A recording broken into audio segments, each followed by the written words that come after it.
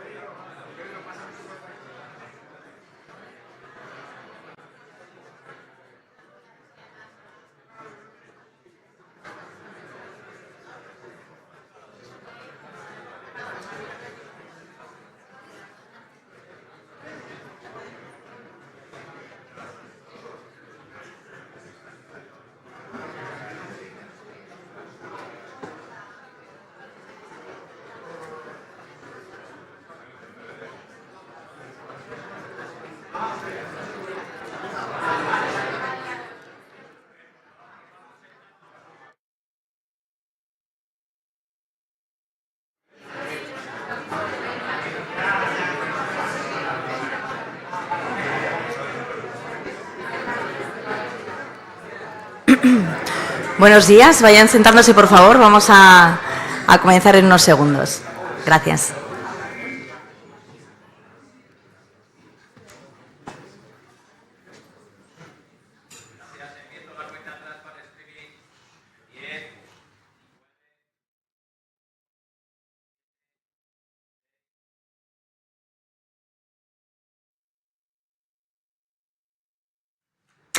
¿Qué tal? Muy buenos días a todos. Bienvenidos a esta jornada dedicada a la normalización que está organizada por la Asociación Española de Normalización en colaboración con el Ministerio de Industria, Comercio y Turismo y que se enmarca dentro de la presidencia de España en el Consejo de la Unión Europea. Gracias a todos los que nos acompañan hoy aquí en este auditorio y, por supuesto, muchas gracias también a todos los que en estos momentos nos están siguiendo por streaming a través de esas cámaras. Quiero recordarles que esta jornada va a quedar grabada, por lo tanto, se va a poder volver a ver a través de la web del evento. See it again through the event's website, and we also have a hashtag in case you want to make comments or any contributions.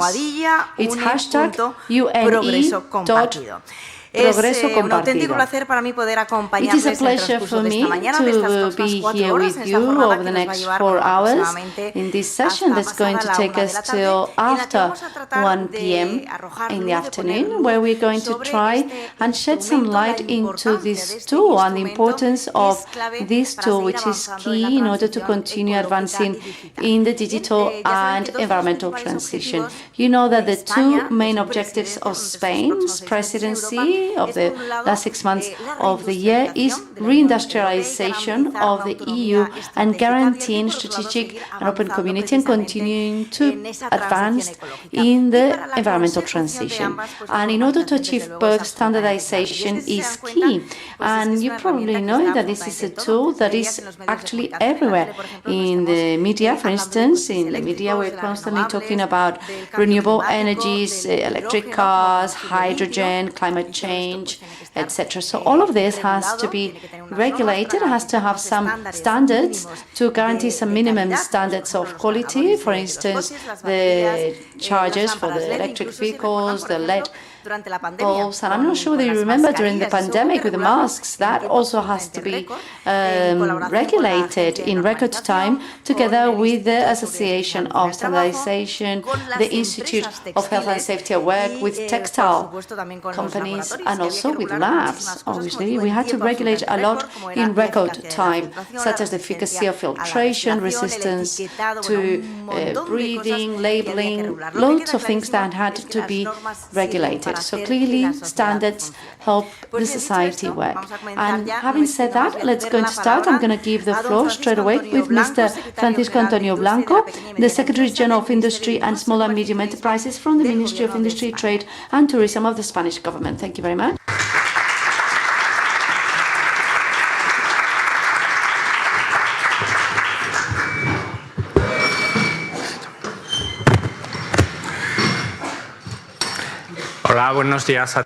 Good morning everyone, and welcome to this seminar organized by the Ministry and UNE together with the Director General from the EU, The 15th of June this year, Pedro Sánchez, the Spanish president, announced the priorities of the Spanish presidency of the EU Council. The first one was the reindustrialization of Europe and the strengthening of its strategic and open position. In my opinion, it's not a coincidence that both are interrelated. We've always considered that industry is fundamental in order to promote the economic growth of Europe and to create better employment and more employment.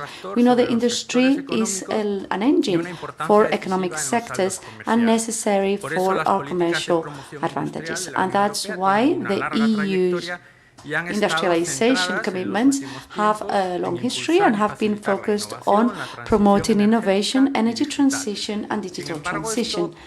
Despite that, things have changed over the last few years, and we have given a more important and different role to the industry. Since the COVID crisis, after the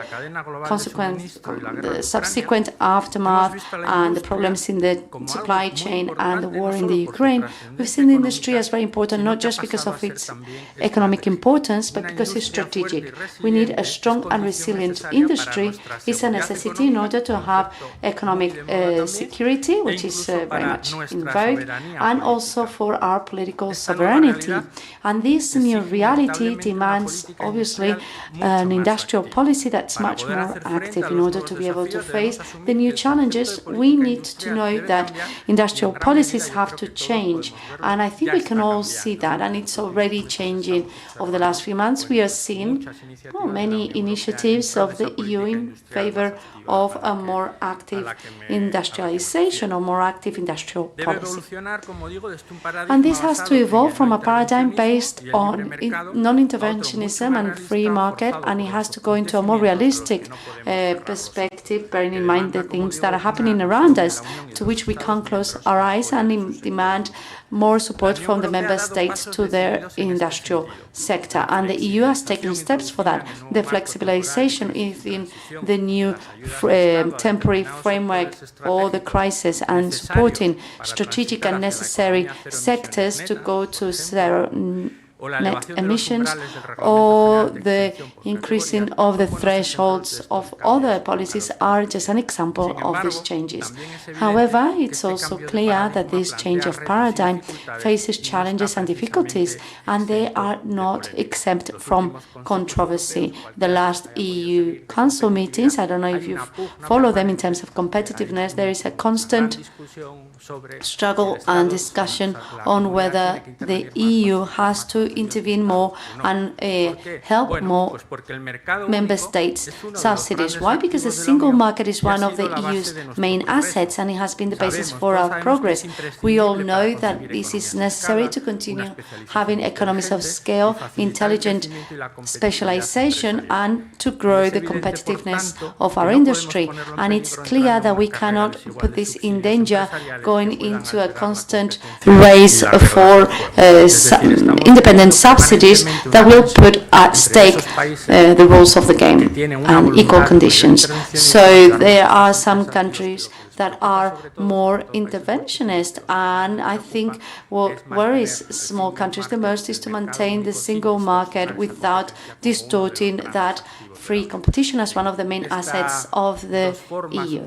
So these two contradictory ways of understanding industrial policies are at the forefront of the discussions in terms of industrial policies in Europe. But fortunately, and this is thanks to standardization, there are policies such as the standardization policies that are able to make sure that there is an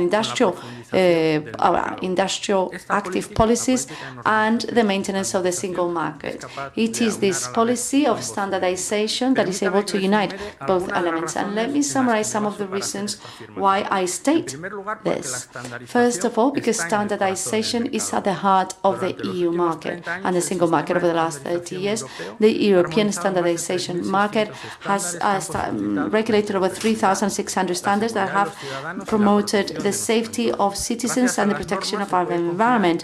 Thanks to standards, we can make sure that the safety of a product or a service are appropriate and will not be damaging for people or the environment. Moreover, harmonized standards prevent commercial obstacles to products and services across Europe, but as well as fostering the construction and improvement of a single market, standardization is also key in order to reach international markets. We need to be able to promote, therefore, our standardization capabilities between the companies and the academia and do it better so that we can make sure that being the first, the advantage of the first one will be in hand with our needs and our interests. Finally, and in the context of that search for strategic independence and autonomy, as I was saying, finally, standardization is key in order to champion our democratic values and our social and environmental principles. So it's closely related to the championing of our political sovereignty and strategic position. The environmental and energy transition of our EU companies, as well as the good operation of the single market, depend on having certain things on the standardization. For instance, if we want a neutral, circular and resilient economy, we will not be able to obtain that without EU standards and control and management mechanisms.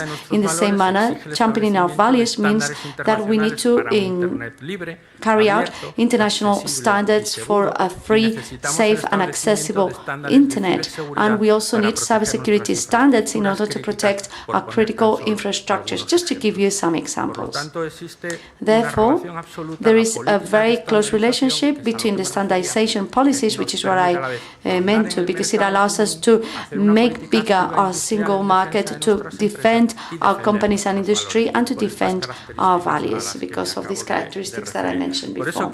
Therefore, I would like to congratulate the Commission for presenting the EU position on standardization in February 2022 and for the approval of the European standardization at the end of that year, and also for the creation of the high-level forum on standardization. In this framework and in the framework of the Spanish Presidency of the EU Council, the Spanish government, together with the Spanish Association of Standardization, has organized this seminar here today in order to give value to standardization before the stakeholders and society as a whole. I'm sure that over the next few months we'll continue advancing in this pathway of standardization, which is so successful for and so necessary for our companies. Thank you very much.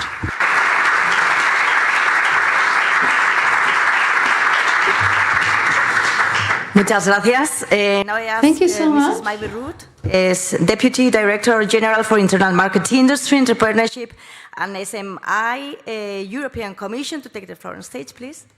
Thank you.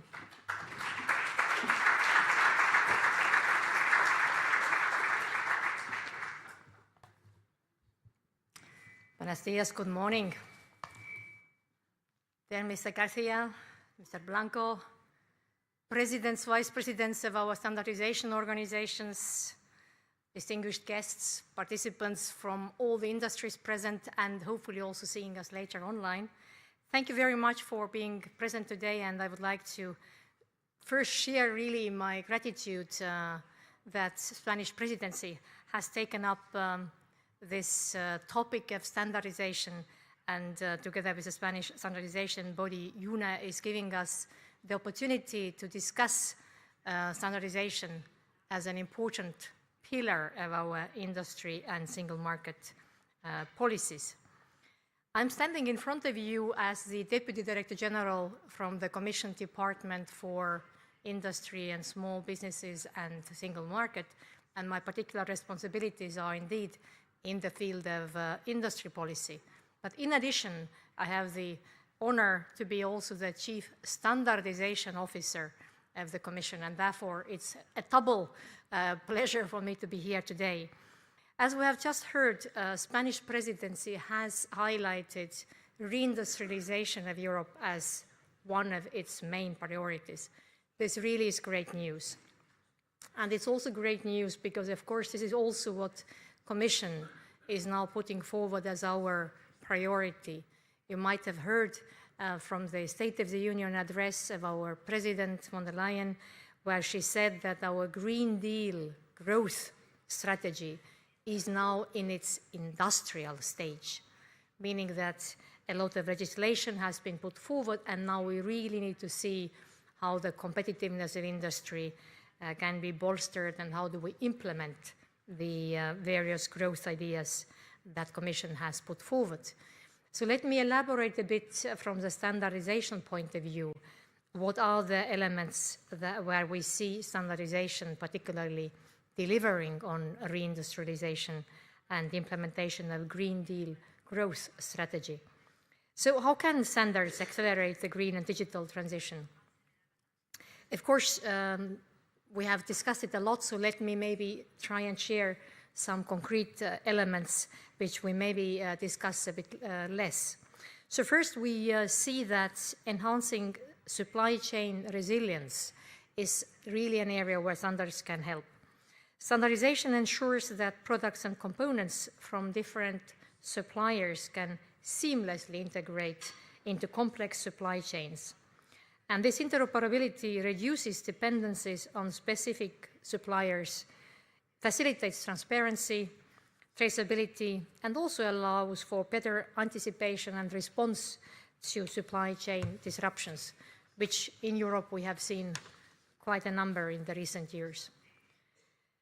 Of course, agreed standards for hydrogen, for example, could be used here as an example which would make it, which would illustrate how standards can create a hydrogen economy, interoperability ensured, while if we have competing non-compatible standards, of course, this would not help in creating supply chains which would be smooth and operational. So the second element under this I would like to mention is speeding up the rollout of emerging technologies and ramping up industrial capacities. Standards, of course, accelerate market deployment and rollout across the single market. A lack of European standards often results in fragmented national requirements, slow down of the design and fabrication of net zero products, and finally, of course, increases costs. And in this regard, offshore wind is perhaps an example to think of, and I'm happy to mention that Commission is preparing a package to support and promote wind energy manufacturing, technology manufacturing in Europe. It's coming soon. And then standards underpinning legislation such as batteries, artificial intelligence, critical raw materials, or net zero technologies, of course, all count towards our climate environmental goals as well. And the third point under the standardization helping us with reindustrialization is about investments, where we have seen that, particularly for startups, but often also for scale-ups, the investors expect standards to be in place for new products as well as for expanding the production to new fields.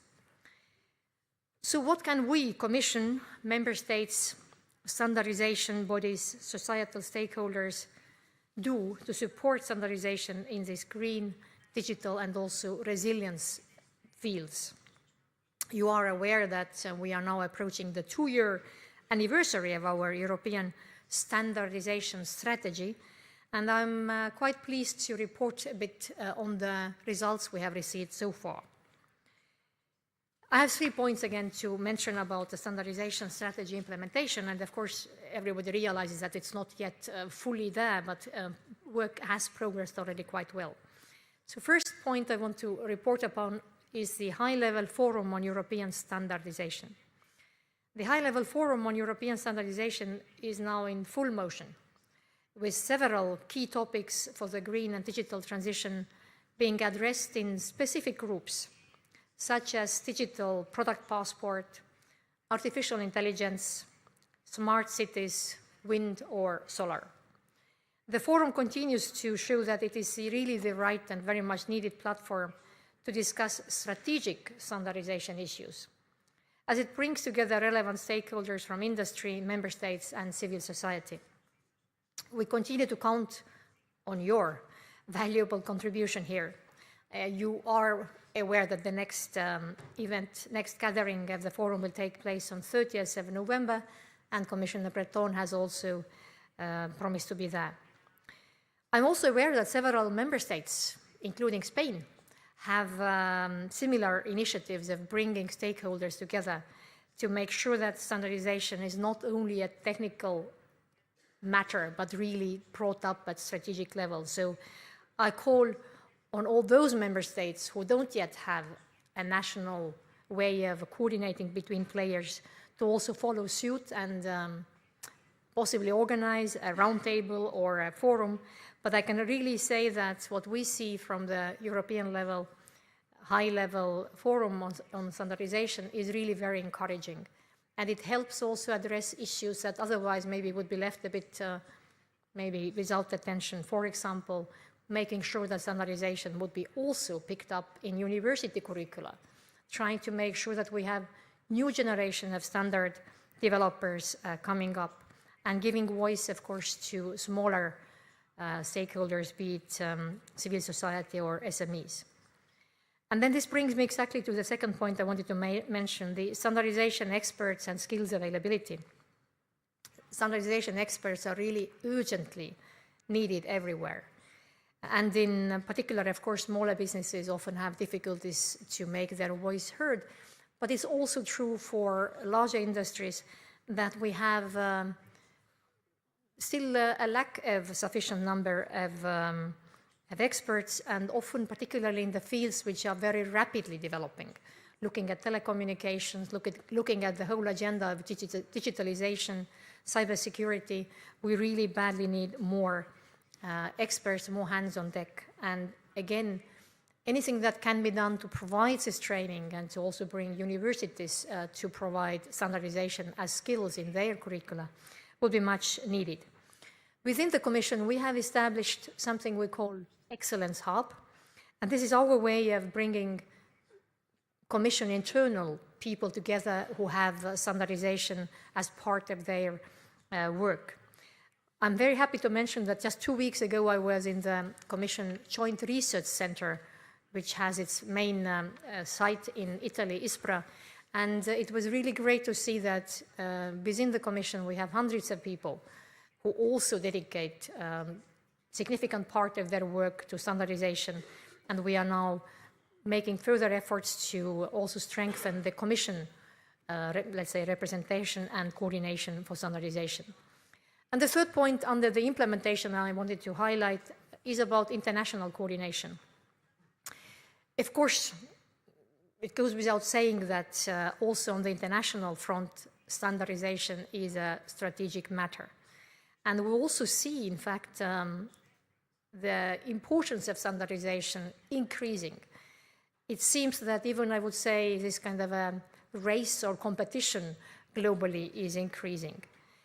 We notice that there are other leading continents or players getting more and more into standardization, that the geopolitical even competition or battleground is getting more fierce.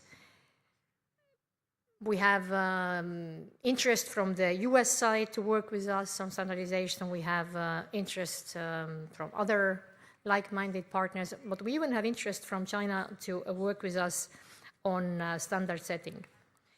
So indeed, international front is important, and we as Europe, we need to also coordinate among ourselves better to make our common efforts more impactful. And only this year, I must say, both China and the US have come up with their new policy documents for standardization. So it's quite remarkable that things are coming forward on a global level. But we, of course, in the EU, we have not been sitting idle either. Good news is indeed that both of the big players want to work with us. And we use, for example, to work with the US, we use our Trade and Technology Council, and we have also ways of industry dialogue and regulatory dialogue with China. Additionally, I'm happy to mention that ISO has approved the creation of 2 new technical committees on critical raw materials, a field which has previously been dominated by the very country we are dependent on for most of our imports. So I would really like to congratulate AFNOR and DIN colleagues for this important achievement that we now have further opportunities to really shape standards in this important field, also according to our values and expectations. And this is exactly what we also heard from Spanish Presidency, that standards need to be aligned with our objectives, interests, and values. And EU companies can gain a competitive advantage, or at least a competitive edge in the global markets, if we go with our European standards. So we must continue our important work also by being better coordinated between member states and between industry, member states, other stakeholders, and EU level. And on this, I'm hoping very much that this forum today will help us forward. And I would again like to congratulate Spanish Presidency for taking this strategic topic for this conference. I'm looking forward to good discussions and takeaway points for our work and your work, so that standards would be indeed the matter of boardrooms and strategy, and not only a small technical issue somewhere in the back room. Thank you.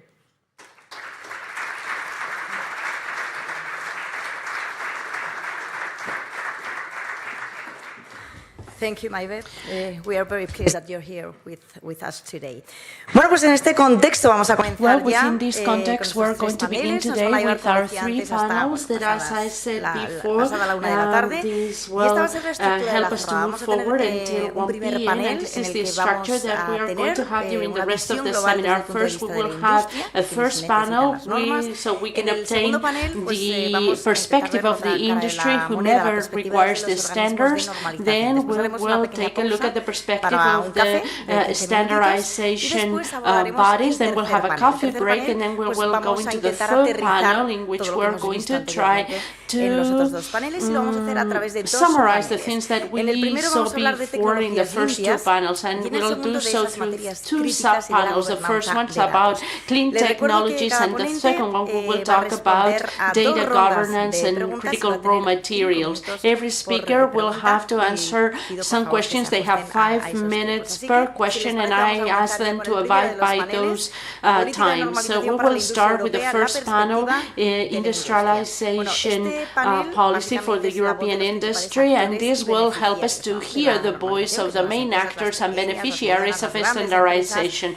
Small and large corporations from Spain, from Europe. We will hear what are their priorities and their needs in terms of standardization, but also we'll get to know the perspective of the European Investment Bank, and we'll try to understand how can we create a context of trust for the investors, everything related with public policies that have to do with climate and digital transition. And to talk about all of these aspects, I'm going to ask on the stage Maitane Olavarria, Secretary General representing SME United, Luis Arriballos, Secretary General from CEPIME, the Spanish Confederation of Small and Medium-Sized Corporations, then Cristina Rivero, who is Director, Department of Industry, Energy, Environment and Climate, and then we have Martina Barisas, who is Director of International Market Department, Business Europe. And also Fernando Torija, who is the head of the European Investment Bank office in Madrid. So thank you very much to all of you for being with us this morning. And we're going to begin with Maitane. Good morning, and thank you for being with us, representing European SMEs. And I would like to know the role that you think standardization can play to foster sustainable and technological practices within SMEs in this context in which the European Union is moving towards an environmental transition. Thank you very much for the question. Thank you very much. I would like to thank you for inviting me to participate in this panel on behalf of SME United and Small Business Standards. And also, I would like to thank you for putting standardization on the table. This is a very important topic, and we not always pay enough attention to it.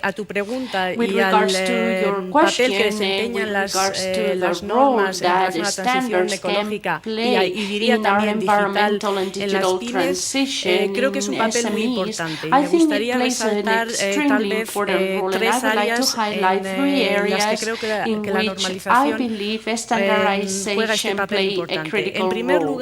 First one of them, we've heard before, hablar sobre todas las políticas y legislación que se están poniendo en práctica a nivel europeo y nacional. Y en ese sentido, las normas creo que juegan un papel muy importante en traducir los requerimientos de la legislación nacional y europea en requisitos que sean entendibles y que se puedan y que sean protocolos claros para las pequeñas y medianas empresas para poner en práctica estas expectativas y objetivos que be up to the expectations and they can comply with the objectives set up by European and national policies.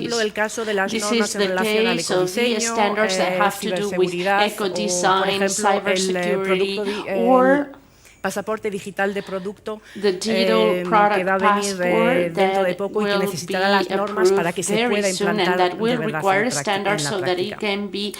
En segundo lugar, también no debemos olvidar que ser más sostenible no es solamente un requisito de la legislación, es un requisito que hoy en día los consumidores y el mercado está pidiendo y está demandando, incluso para tener también financiación, como ha sido mencionado antes. Y en este contexto creo que las normas ofrecen la oportunidad a las pymes de acceder a mercados locales e internacionales y mediante les ayudan a demostrar que sus because it helps them to prove that their products and services abide with the sustainability criteria that everyone is asking for, and it comes with the quality and the safety demanded by consumers and companies within the value chain. And finally, something that I believe to be especially important is the role of standardization as an instrument that opens the doors to adoption of best practices, and it helps us to innovate in SMEs. We heard before about emerging technologies, but it's not only in relation with emerging technologies, which is important enough, but it's also opening the door to more traditional sectors to benefit from digitalization. I'm thinking right now about the standards that have been done on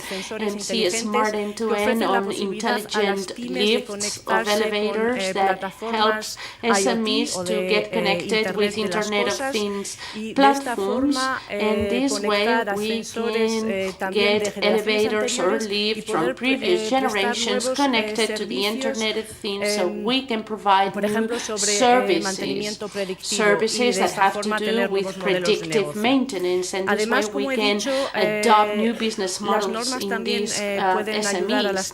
Also, standards can help SMEs to adopt new practices, establishing a common framework so they can make comparisons and they can establish new practices, and this way we can help them in the digitalization process or in their optimization of raw material. So, in summary, I believe that standardization is essential for SMEs so that environmental and digital transition can be put into practice as SMEs, but I would also like to highlight a point that it is essential for standards to fulfill this mission. It's essential for standards to take into consideration the actual needs and characteristics of SMEs so that they can be feasible, so they don't they're not something that it is totally unattainable, and also so that they know the understandable and convenient requirements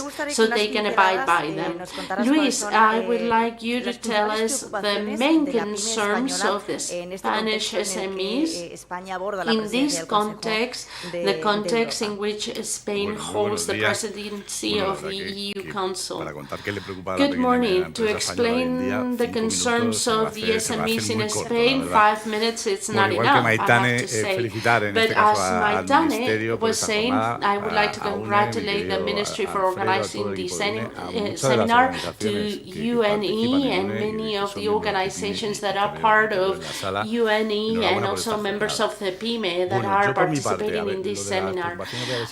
With regards to the concerns, I'm going to try to be schematics, and I would like to highlight the role that SMEs play in Spain, as I always do in all of my interventions.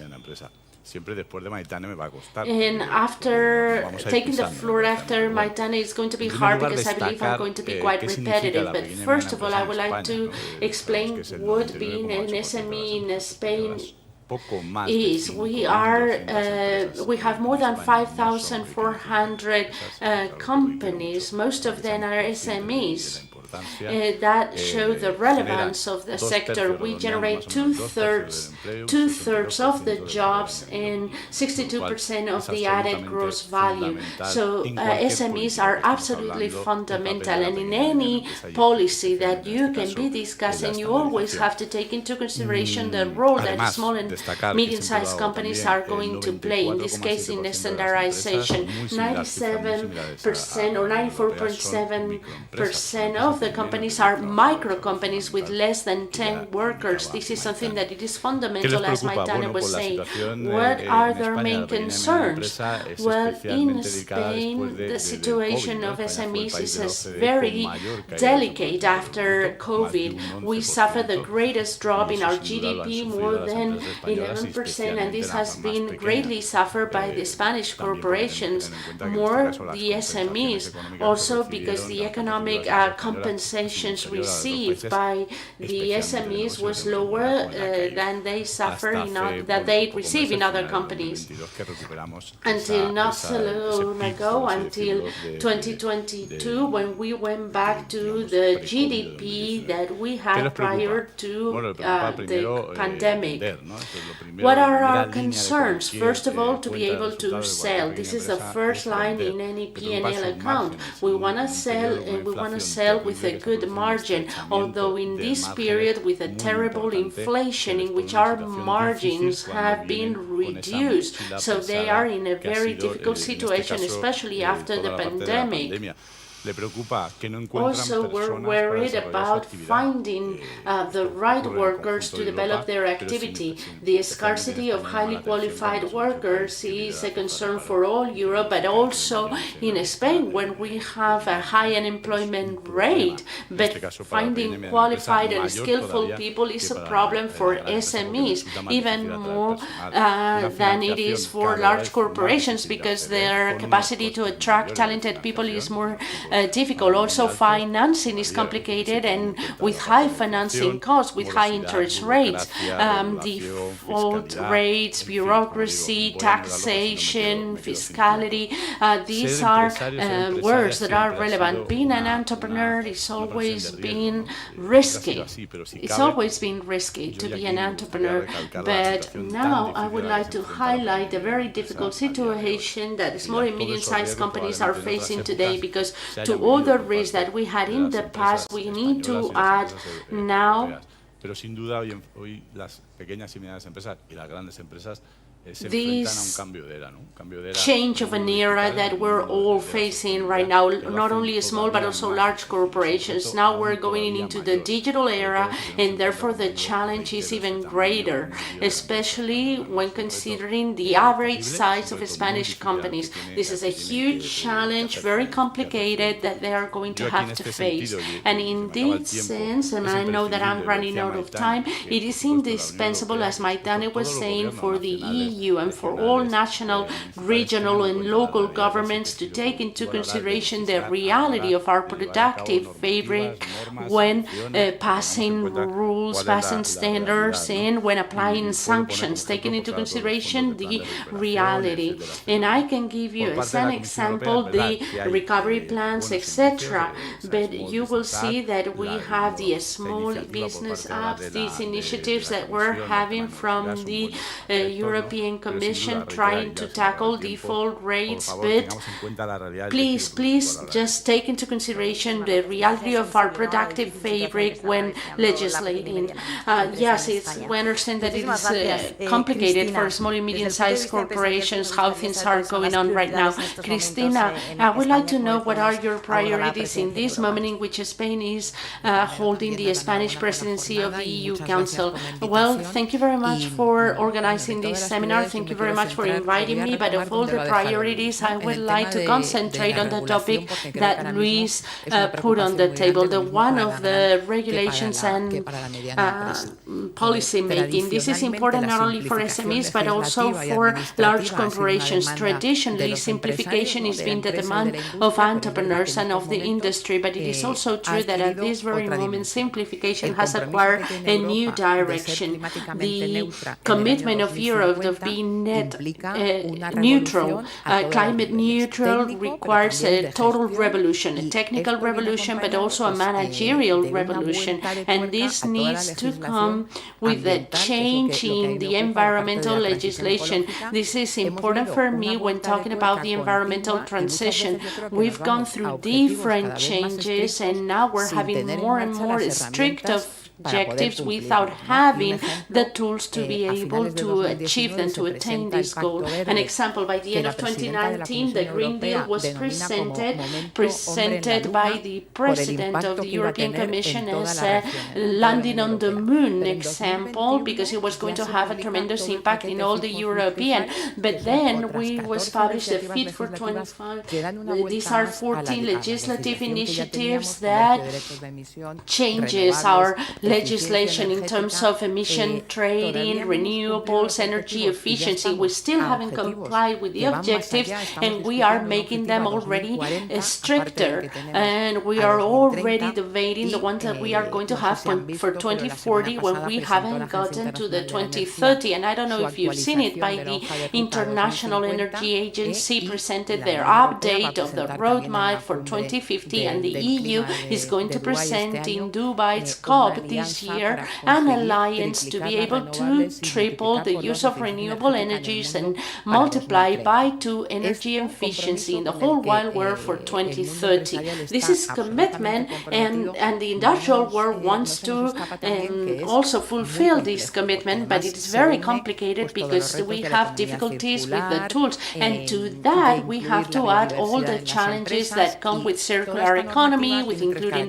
biodiversity in the company, and all of these regulations come with several characteristics. On one hand, them being very technically complex, very extensive, and it advanced too fast for companies to be able to digest these. That's why we're living a moment of concern, and these are not objectives that we were accustomed to, but we have a new wave of regulations that have to do with how to channel our financial flows so we can achieve the total transformation of our economy. And I'm talking about the taxonomy, how we classify economic activities depending on some environmental criteria, and all the reporting regulations of the companies that are being set up without us having the tools to do so, and not even the certainty of including climate risk, diversity impact, positive objectives in nature. All of this is going faster than what we are capable to digest at corporate level. So we have 3 main challenges for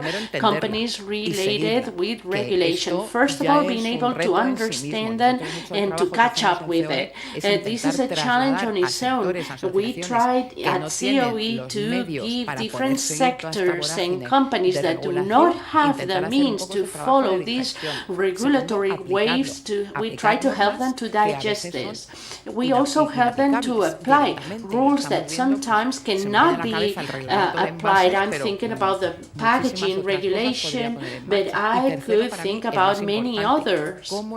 And thirdly, how do I maintain my level of competitiveness of my company and of my industry, not only within the scope of the European Union, and I'm not mentioning a decentralized country with regions or provinces, etc.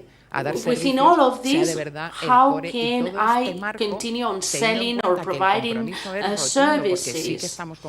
And we are deeply committed because we're fully convinced that being committed with these environmental challenges is a win-win, not only for the industry, but also for everyone in Europe, for society at large. But these need to come with investments that can help us to improve our competitiveness, and no matter what, we have to simplify our legislation, and we're seeing that. In fact, the EU is putting forward some initiatives so we can better apply for authorizations, because if we want to comply with the objectives, but we have many barriers and we don't give the tools to the companies so we can make easier for them to achieve these objectives, we're going to be in a problem. And at Business Europe, we've asked to the European Commission for a regulatory break.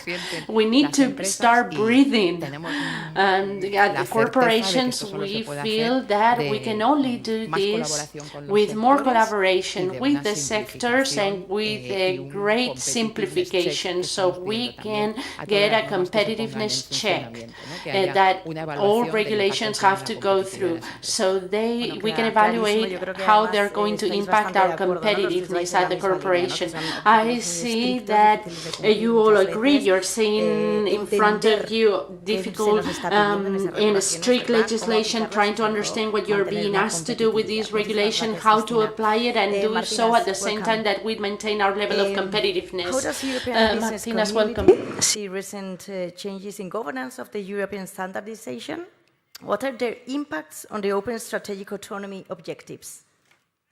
Thank you very much, and good morning, everyone, including those online. Happy to be here. Thanks for inviting. Well, first of all, probably we should start with a very basic thing, but I want to repeat it, because for the businesses in Europe, the European standardization rests on a public-private partnership model that is inseparable from the product regulatory framework in the EU. And why I'm saying this, the important part here is the private part also of the public-private partnership, because this is all about real economy. This is about investment. So whether we are incentivizing investment in Europe or not. I heard this morning already references to re-industrialization of Europe. Which is a good thing that we are already realizing that something has been happening, not maybe in a good direction. Reindustrialization will not happen just because policymakers are telling us. It will happen if we create investment climate for it to happen. So 2 points maybe then about the issues related to governance of European standardization. The first one maybe relates a bit more with the European standardization organizations as such. We know that there has been a reform recently, and from the business perspective, we did agree that strategic autonomy, strategic prioritization does warrant more national representation in the decision-making on standards. That's fine, we agreed with that. However, a very important thing here for us to consider is that at technical work, we do need our trading partners, and this kind of reform should not lead to decoupling from our international multilateralism ambitions, because Europe will not be making it alone. So that's a very important thing. The second point that I wanted to make relates also to the governance from our perspective, but that relates to the status of standards and more specifically status of harmonized standards in Europe. It is a long story, started 2017 if I'm not mistaken with the James Elliott ruling, where the interpretation came that EU harmonized standards are a part of EU law. And we are aware that today, I mean this year, basically there is one more ECJ ruling pending, the so-called right to know ruling, that might solidify this interpretation that a harmonized standard is a part of EU law. Today I'm here to send a really very significant word of warning in terms of potential impacts, where it could lead us to. Because this trend is definitely not incentivizing industry to invest and to bring the knowledge to the table of standardization. So what might happen if this trend is confirmed? We would push industry know-how out of Europe. We would make the system more expensive, and we definitely do not think this is the right way if we want to achieve open strategic autonomy or sovereignty or whatever label we use for that. So we have to be mindful of that. We do understand that the court will have to either confirm or not confirm this trend, but in our view, this is a very risky path which might undermine the public-private partnership we have been enjoying for 30 years until now. So I will stop here because I think it also a bit mirrors what Christina was telling about the increasing regulatory burdens. There is more and more regulation. Businesses really are struggling with cope with all that. So for that flow of new requirements to be handled, we need flexibility. We need certain space of how we can comply with the rules. And public-private partnership in standardization is one of the big tools that we have been using for years. So please do not destroy it. We need it. Thank you. Thank you, Martínez. Fernando, I would like to know how the European Investment Bank, as a European institution, you are affected by standardization.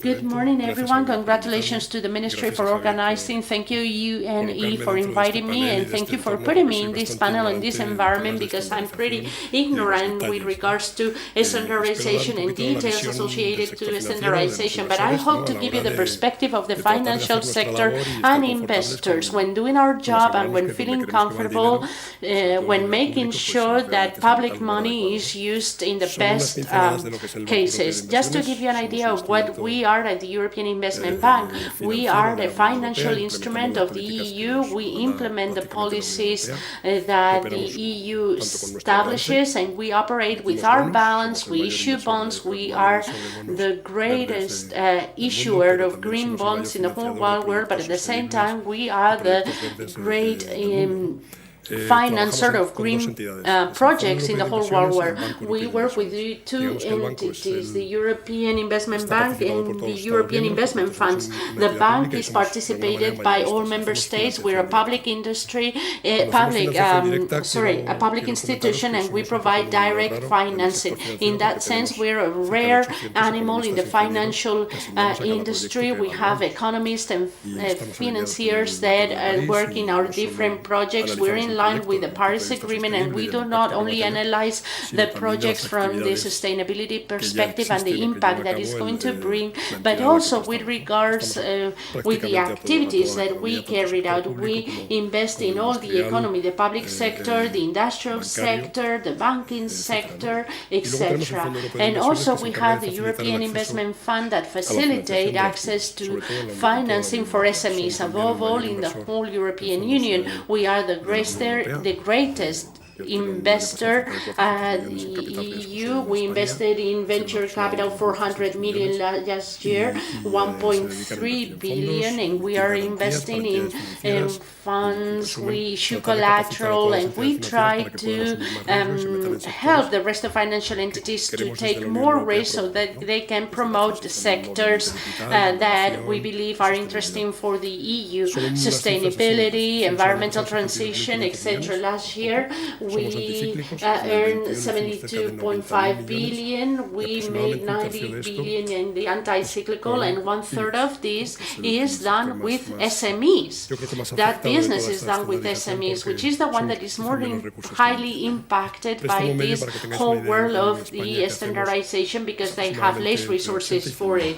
The average loan we give for SMEs in Spain is between 80 and 100,000 euros, 80,000 and 100,000. We finance most of the infrastructures that we're benefiting from right now: trains, high speed, subway, hospitals, schools, universities, water treatment, waste treatment, practically everything. And we also finance innovation and research infrastructures, both in the public and in the private sector.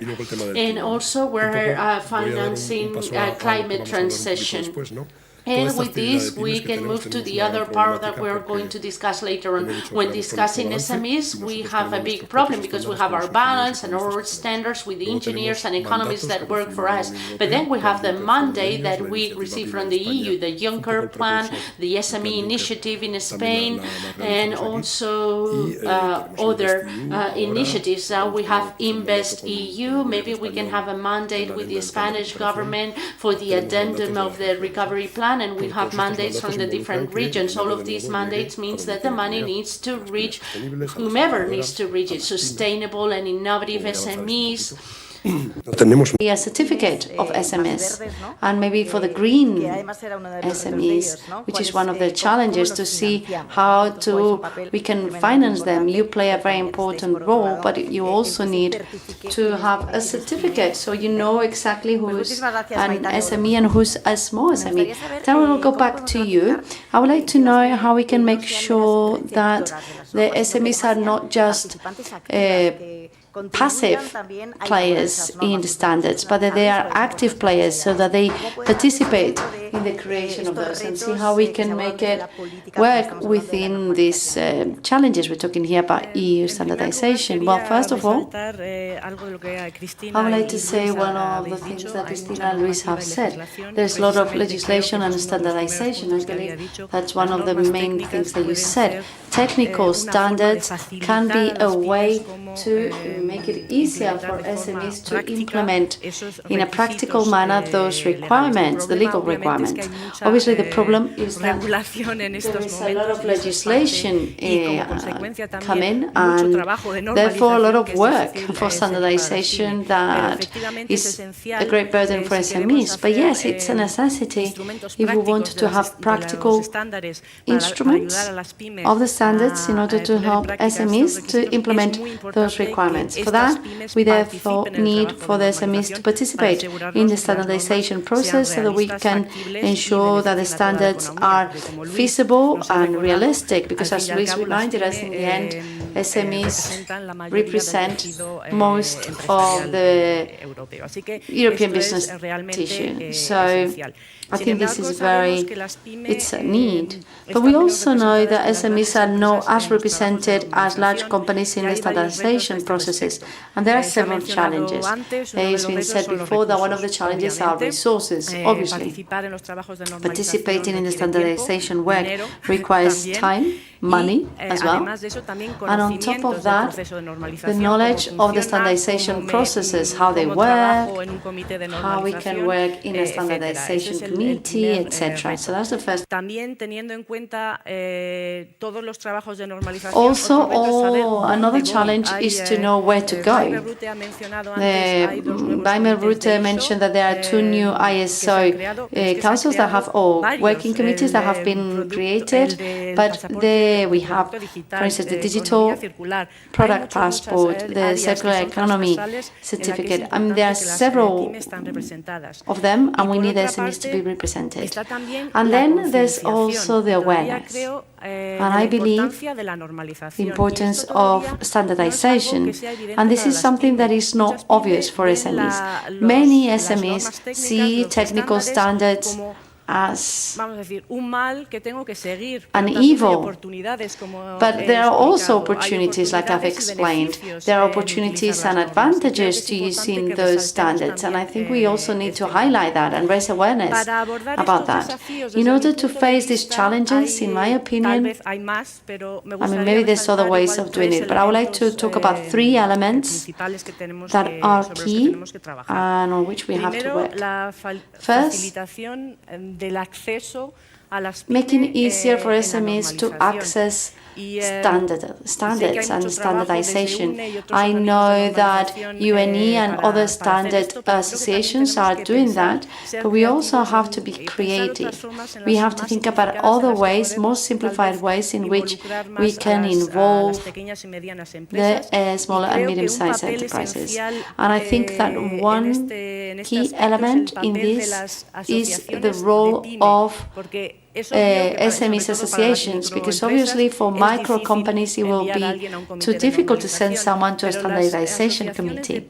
But the SMEs associations, I think, play a key role in order to represent the common interests of the SMEs in the different sectors and the different standardization work. Another aspect that was mentioned before by my routes is awareness and training. We need to work on training and awareness.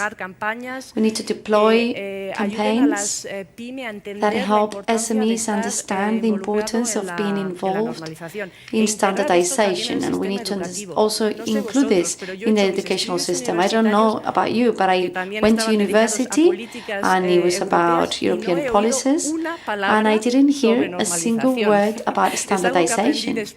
That's something I learned after in my professional career. And finally, financial support. I think this is also important. We need financial support for SMEs and for SME associations. And given that I'm running out of time, I would just like to highlight that this is work that has to be done internationally. We have the high-level forum. We are working on these topics at an EU level. But it's also true that it's something that we have to work within the member states. We need to do that. Time, so I'll leave it there. Thank you very much. I think that's very important when you talked about raising awareness and training, because it's true that maybe that's missing and we have an important work to do there. Luis, how can we help with all of these challenges? I think standardization, well, I think SMEs need to see it. They need to be aware of the benefits of standardization. I think when we talked about standardization and all the challenges I mentioned before, there are some areas where standardization can help SMEs, for instance, sustainability, digitization, because of basic things. I think standardization, in the end, introduces an improvement in processes, and this is something very important for the smaller companies. It's maybe business as usual for medium-sized companies and large companies, but small companies and micro companies, it's very difficult for them. There are companies that were created because of the initiative of a specific person, and then to take the leap is difficult. And that has incredible consequences for SMEs and for society as a whole. First of all, standardization will allow us to have better productivity. I am a fan of productivity. I think productivity is everything in the short term and all of it in the medium and long term. So there's a report about productivity in Spain and how we've seen it since the year 2000. I think that's very important. And that it can help productivity and competitiveness, as we've said before, due to the terrible impact of regulations. And then aspects such as the opening of new markets, increasing our margins. How? Well, standardization can help be a guarantee about the service that we're providing to a customer. For instance, it was something that we did at CEPIME. Maitana has mentioned it, and we've done it through the Association of SMEs. SMEs associations are here, and they do great work, bringing together the standardization to the productive tissue. They actually know the problems of small and medium-sized companies. It's impossible for them. These are men and women leading small and medium-sized companies, and it's incredible the work that they do. This is all Maitana said. It's key to make sure they participate on standardization. Cristina also said it. We need rules that are easy to implement and quick to implement. If we look at the size of those companies, they feel overwhelmed. Instead of helping them, we are creating hurdles for them. It's impossible. And if they believe, if they want me to run like Usain Bolt, well, I'm going to be depressed because there's no way that I can go do that. But if I see my neighbor who's running for 10 minutes at 7 a.m. in the morning, I may think, okay, that's something I can do. We need to have achievable goals for SMEs. And I don't want to take too much time. It's eating at us, we could say, but I'm going to give an example of an initiative that we've created in CEPIME with the collaboration of UNE for the companies consultancy service or sector. It's a small sector in the Spanish economy, but plays a key role because of the variety of that productive tissue, because those consultancy firms are what help SMEs with standards. So we've created a standard for this specific sector, a sector that we may all have in mind, and we may believe there's people that do not abide by the rules in that sector. So we've been great to normalize what those companies need to comply with. And this will help the whole sector.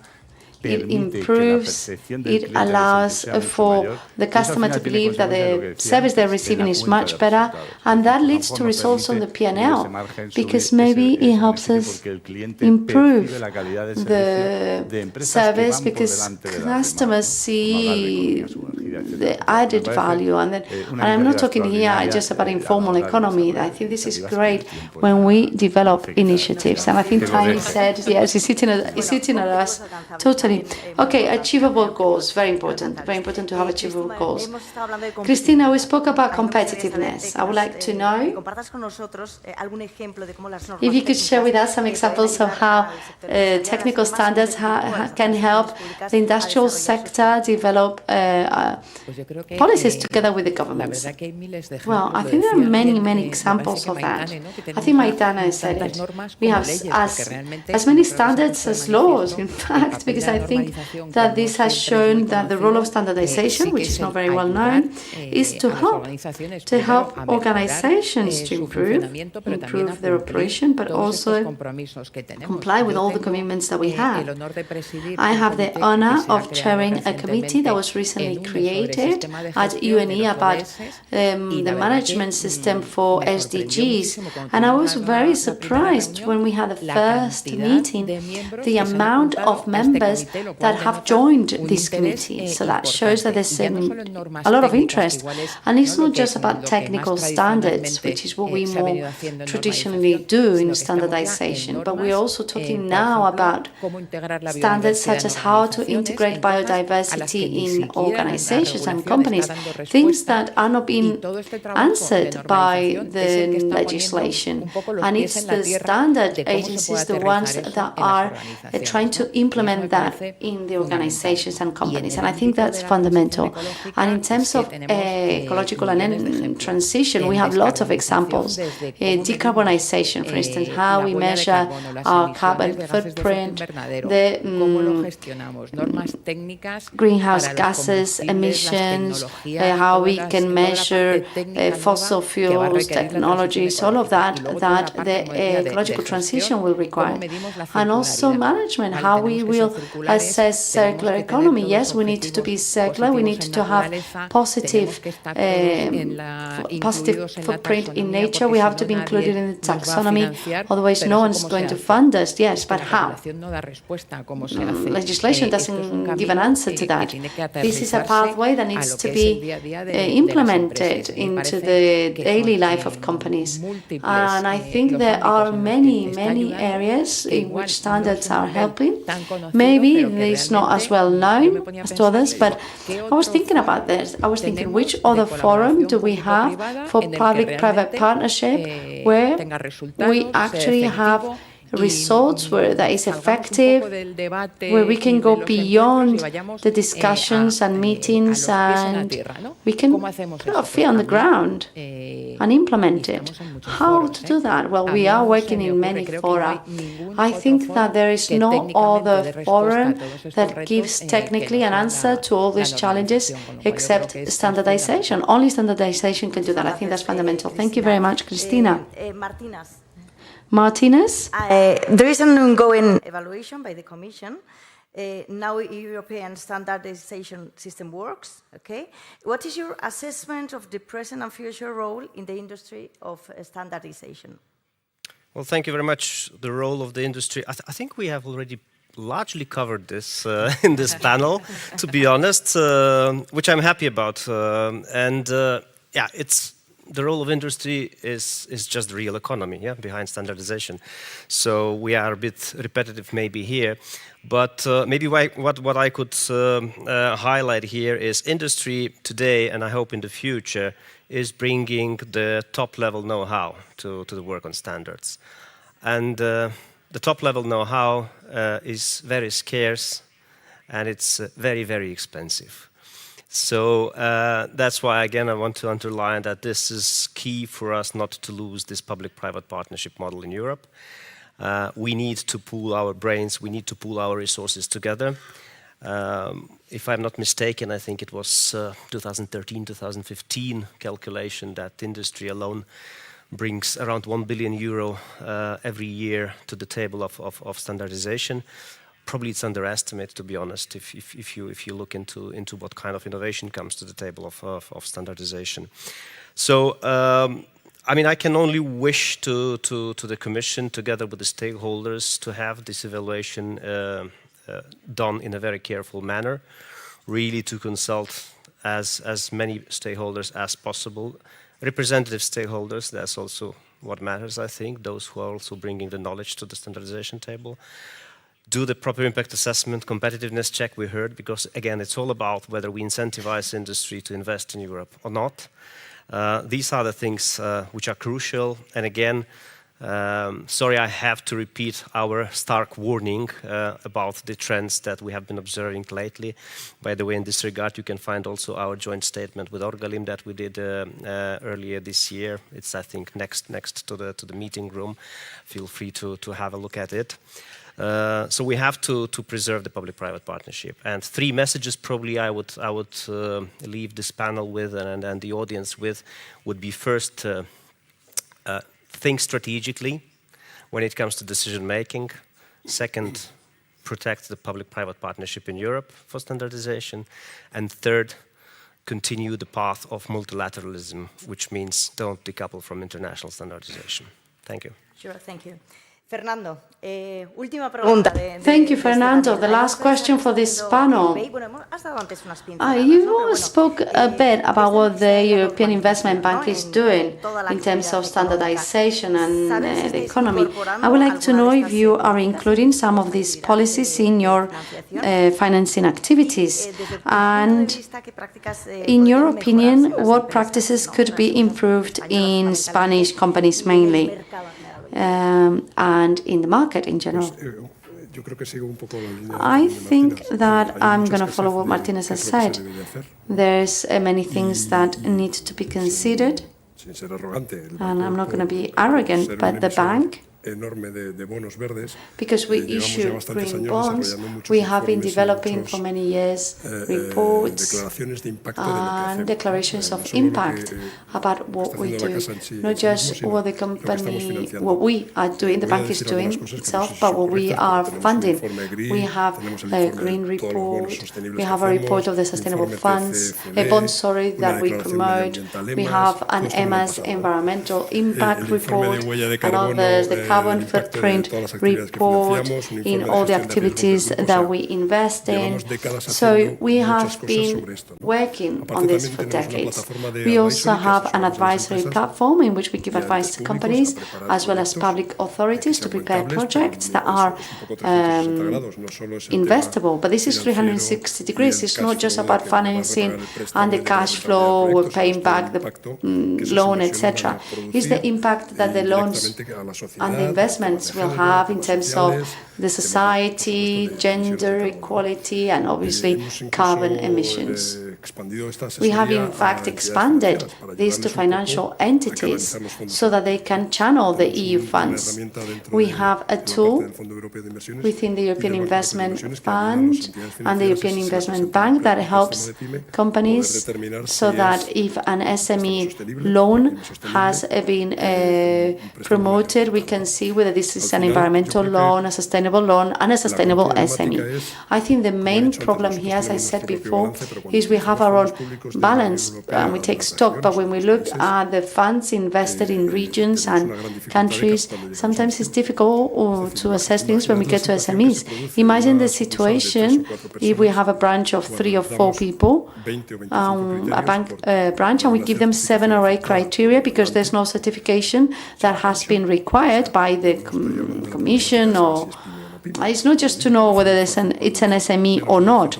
When you say, okay, less than 250 employees, less of an X amount of investment, it seems easy, but it's not easy. We don't only have to look at the financial statements, we have to look at the financial statements of the next matrix. Maybe we're talking about 7 levels of parent companies. We don't even know that it belongs to the X and specific, an X large company. So if you've got a company that has 3 or 40 employees, you need to know whether that SME is innovative or not, if it's growing over 20% over the last 3 years. All taking into account all the staffing issues. I mean, it's really difficult to process all those loans. The European Investment Bank and the European Investment Fund tries to cheapen the cost for intermediaries. Basically, we give money at a more appealing cost. So also it reaches the end customers, and the European Investment Fund can cover up to 70% of the risk. 70% of the risk for the intermediary is AAA, and that is then transferred to the end customer and the end receiver. And then is the cheap. We make funding cheaper. Many SMEs cannot obtain the funding because the bank branches do not have financial branches, platforms, etc. I'm not talking just about banks, but the intermediaries do not have the capability to verify all of these criteria. So we are asking the financial sector, and I'm not saying whether this is right or not, but we ask them to hire 100, 900 people more in order to process all this information. That's unachievable. Okay, I think it's been quite clear in this panel. Several concepts, we have some headlines. Maybe the need of that SME certification would be good, so that they can access funding easier, that standards are clear and simple so that we can get and know how they are achievable, realistic, and to make sure that there's awareness that we need those standards, right? Well, thank you very much. Thank you to the 5 of you. It's been a real pleasure to have you with us. Thank you. You can go back to your seats. Thank you.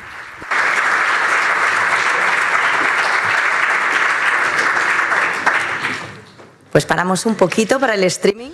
We'll take a little break for streaming whilst we prepare the next roundtable.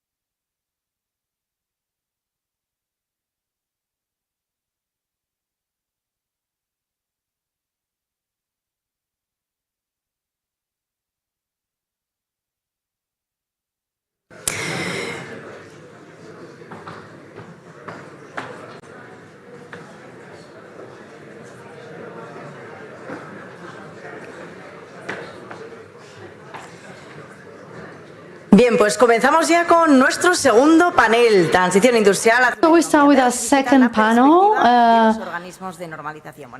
the industrial transition towards a green and digital economy, standardization bodies perspective. I'm going to now ask European standardization bodies and see how they can help companies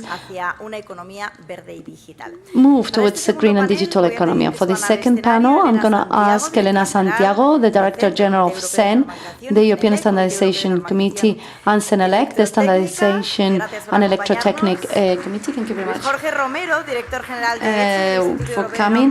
Also, Luis Jorge Romero, Director General of ETSI, or Javier Garcia, Vice President of the International Standard Organization. Thank you very much, ISO. And Philippe Metzer, Secretary General and CEO of International Electrotechnical Commission. Thank you very much for being here.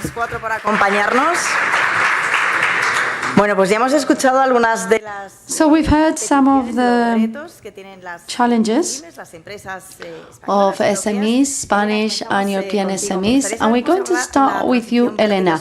How do we look at green transition and environmental issues in the strategy within the European Standardization Committee? So first of all, thank you very much. It's a pleasure to be back home.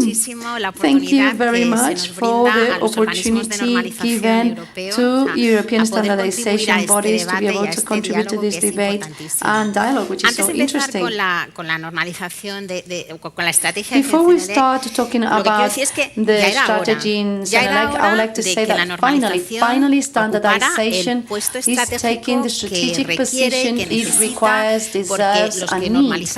Because those who have been creating standards for a while, and UNE is one of the members, of SENELEC, we are seeing the strategic value of standards. However, we are missing that awareness of everything that standardization can add to the industrial tissue, but also to the policies and the political achievement of our goals at EU level and Spanish level.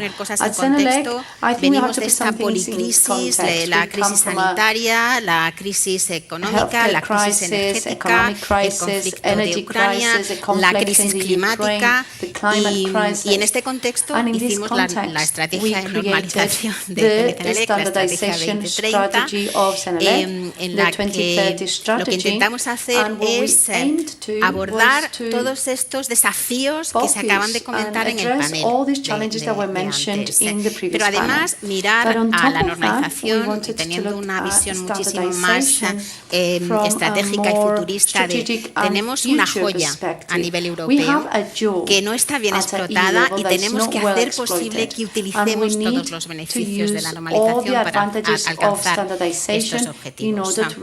Voy a comentar tenemos 5 objetivos estratégicos. Uno de los objetivos es que la Unión Europea y la Asociación de Libre Cambio reconozcan este valor estratégico de la normalización. Como primer objetivo, hemos alcanzado, porque se publicó unos meses después de la estrategia de normalización de CNLEC, la estrategia de normalización europea. Y están bastante alineadas con lo que tenemos que hacer es trabajar juntos. Me gustaría mencionar aquí la importancia del foro de alto nivel de normalización. Creemos que es importantísimo que el tejido empresarial esté más conectado, más coordinado con lo que son las políticas europeas. Hemos escuchado a Cristina diciendo, tenemos en Europa dicen el tsunami de la legislación sobre el cambio climático y aspectos medioambientales, el Green Deal, el pacto verde, la transición digital. Lo que tenemos que intentar y lo que estamos intentando con nuestra estrategia es precisamente coordinar estas necesidades, estas dificultades que están teniendo el tejido empresarial con las políticas comunitarias. Anticipar cuáles son los aspectos, los capítulos estratégicos que tenemos que abordar juntos. ¿Qué es lo que es importante y qué es lo que es menos importante? ¿Cómo podemos reducir la burocracia? ¿Cómo podemos incrementar la seguridad legal? Porque las normas, a fin de cuentas, lo que hacen es también reducir el coste de cumplimiento. Con el nuevo enfoque, lo que se consigue es que una pyme, por ejemplo, tenga acceso a la legislación, a cumplir con la legislación, con la ayuda de las normas que traducen los requisitos legales en algo que puede ser mucho más práctico.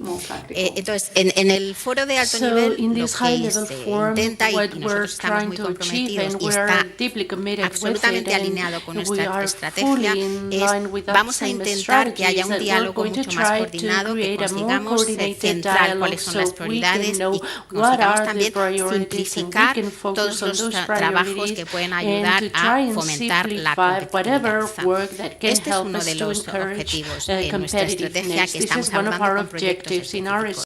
La digitalización, otro aspecto importantísimo en la estrategia de CNLEC, donde consideramos que es vital para poder cumplir con todos los objetivos del Pacto Verde y contra la legislación, es el poder acompañar a la industria europea en este proceso que con la digitalización se puede conseguir lo que es el gemelo digital, hacer simulaciones donde reduces el coste a la hora de implementar.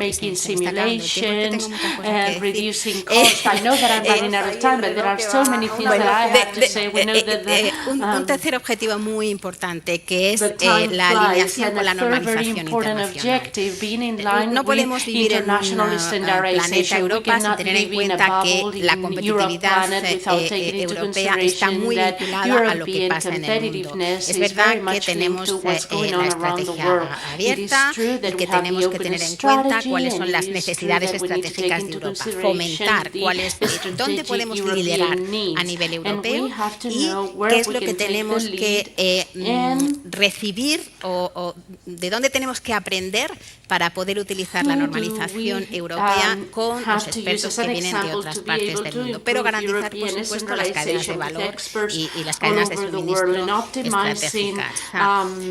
Como se me acaba el tiempo, solamente quiero hacer un comentario muy grande. Lo que es importantísimo es que haya coordinación y coherencia en la política y en la legislación comunitaria. Creo que podré elaborar después en este tema, pero la normalización, lo he dicho, es una joya que tenemos en Europa. La coherencia, la consistencia, la claridad que aporta. Necesitamos utilizar esta herramienta con legislación comunitaria que es coherente. Un ejemplo que quiero poner de incoherencia y en la que estamos trabajando mucho es con el tema de informe de sostenibilidad, donde tenemos normas europeas que se utilizan para apoyar la legislación comunitaria en el mercado interior y hay una legislación comunitaria que hace referencia a otras normas que se desarrollan no en coordinación con la normalización europea conforme al reglamento de normalización europea. Estos temas son los que tenemos que abordar para poder ayudar al tejido empresarial a cumplir con la legislación, pero además hacer más competitivo. standardization and to become more competitive. And this is something that we're working on. I would like to understand, Luis, how ETSI contributes to this digital transformation. Thank you. Good morning to everyone, and thank you for having us here. It is a great pleasure, and I feel at home, by the way.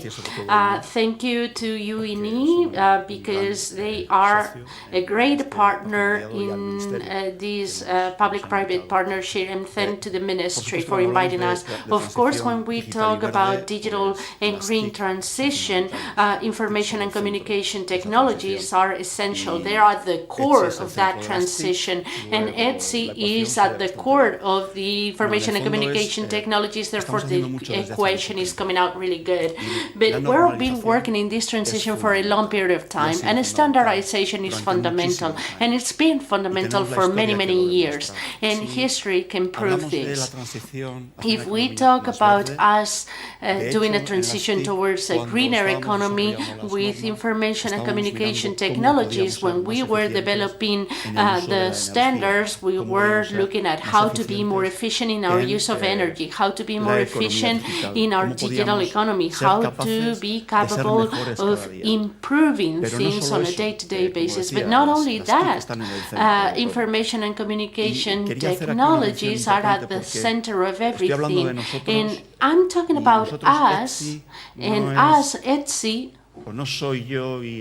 it's not me and the team that supports me to help those who create the standards.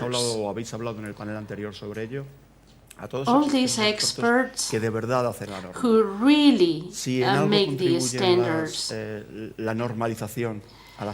If standardization helps information and communication technology is by democratizing these technologies and making them available to everyone. If we look back 30 years in the past and think how many of us, well, 30 years ago we were not here, but our parents carry a mobile phone, and probably there weren't that many. And all of a sudden, crecimos en una de esas joyas, como Ana decía, que tenemos en Europa, se creó and in Europe was created a global system where all the industry was capable of getting together and to provide their initiative, and from that we were able to have a second and a third and a fourth generation and now a fifth generation of mobile phones. And that has happened with mobile phones, but it's also happening with many other things that we enjoy today. And it is thanks to standardization that this is happening, and it is thanks to the fact that we're allowing experts to come and work together, thanks to the fact that we're creating the environment that it is appropriate for all these experts to get together, to work together, so we can move forward towards the future. It's fundamental, therefore, to understand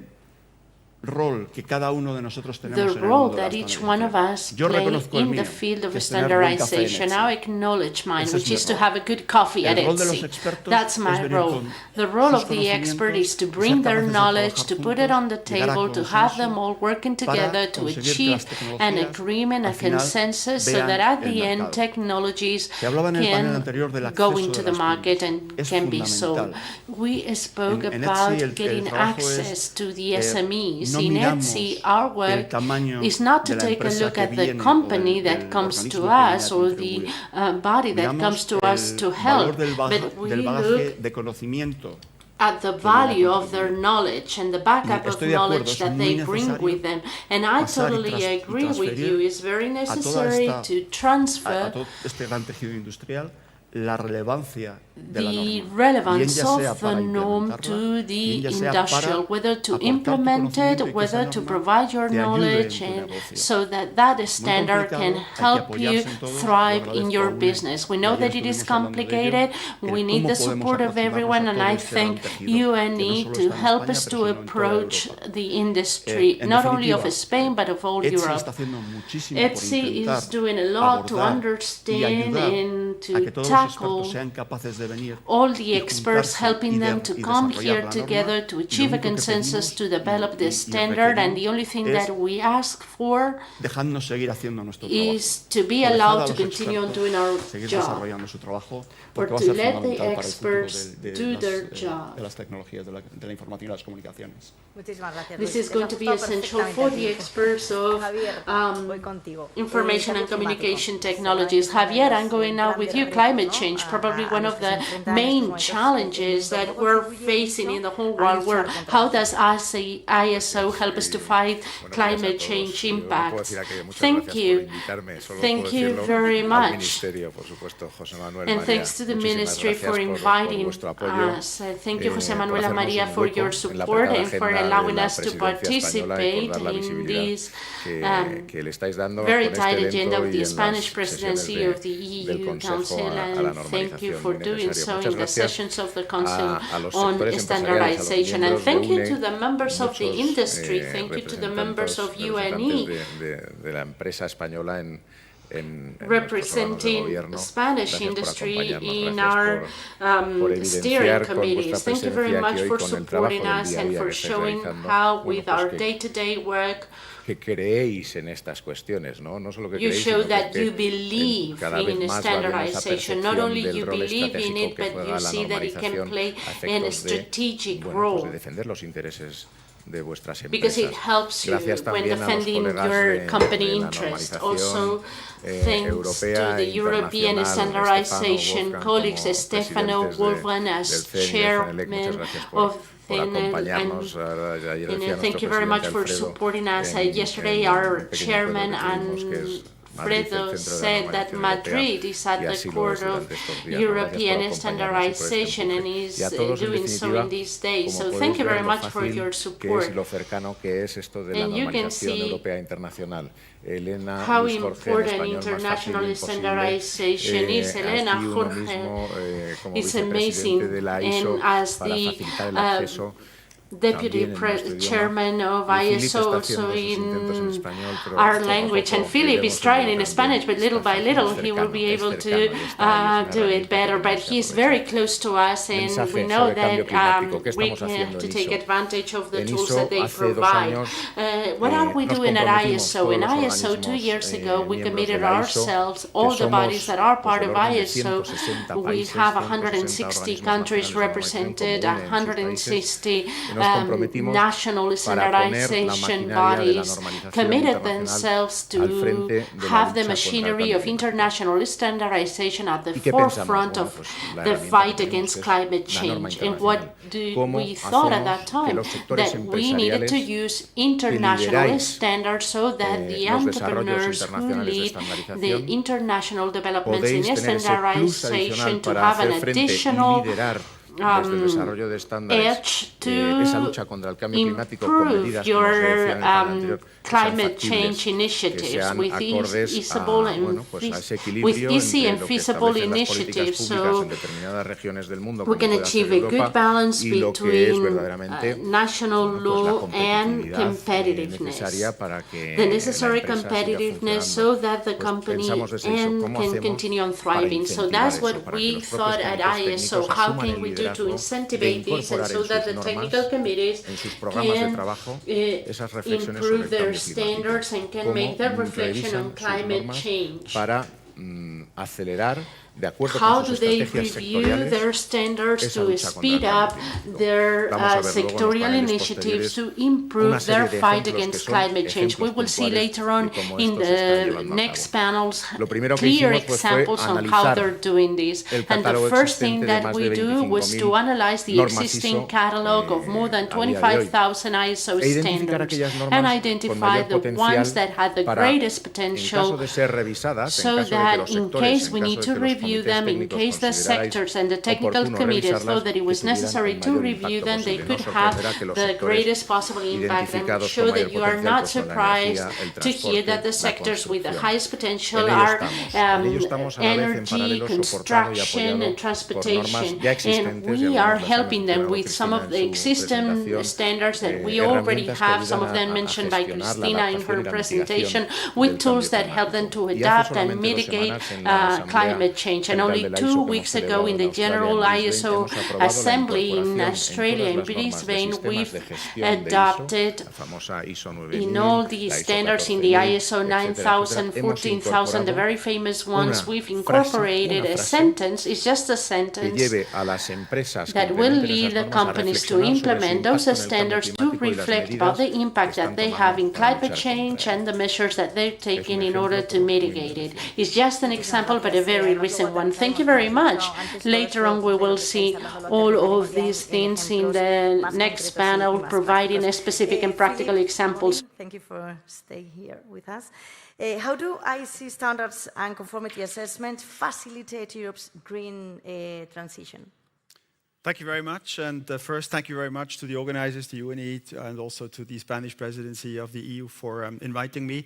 It's great to be here. I'm still playing catch-up as I started my tenure, actually quite almost 4 years ago now, but nonetheless under COVID conditions. So it's the first time that I have the chance to be here in Spain in an official capacity. Of course, we have very good close collaboration with our Spanish National Committee in the IC and with Javier and his team in particular.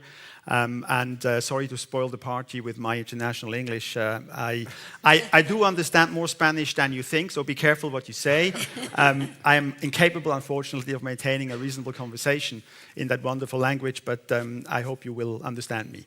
And I think it's not just, a sort of a nicety to say that, because ultimately, to that question, how can IEC help in this green transition in Europe and in the European Union? Ultimately, it matters very much how the different stakeholders, the members, work together. IEC is a member-based organization, a global organization, an international global organization, with eminent participation from Europe. And it is key that the European members bring to the table of the IEC their know-how. We've heard about the precious know-how and much it costs to the IEC, so that it can be leveraged at the global level, but at the same time that the European stakeholders also get their share. In a sense, I want my money back if I use that adage. The European members, the more efficient they're contributing and participating in the IEC processes, the better will be the results for them. And Elena has referred to the Euro bubble that you want and need to avoid. I remember in the good old days when I was a trade negotiator for a different European organization, European Free Trade Association, there was the specter of Fortress Europe going around. And I think what we see in the IEC is very much the contrary. We have a very engaged European participation, shaping decisions and shaping the technical work as well in the IEC very significantly, to the point actually that some maybe non-European members sometimes wonder whether IEC is not too Eurocentric, but I think as a bottom line, we have a very solid fundament so that the European interests in terms of green transition are brought to the table. Because if you look at our portfolio in the IEC, it is extremely attractive, I think, for a green transition. The IEC is covering and underpinning really energy efficiency, the use of renewable energy, the integration of all those new energy, green energy sources into the grid.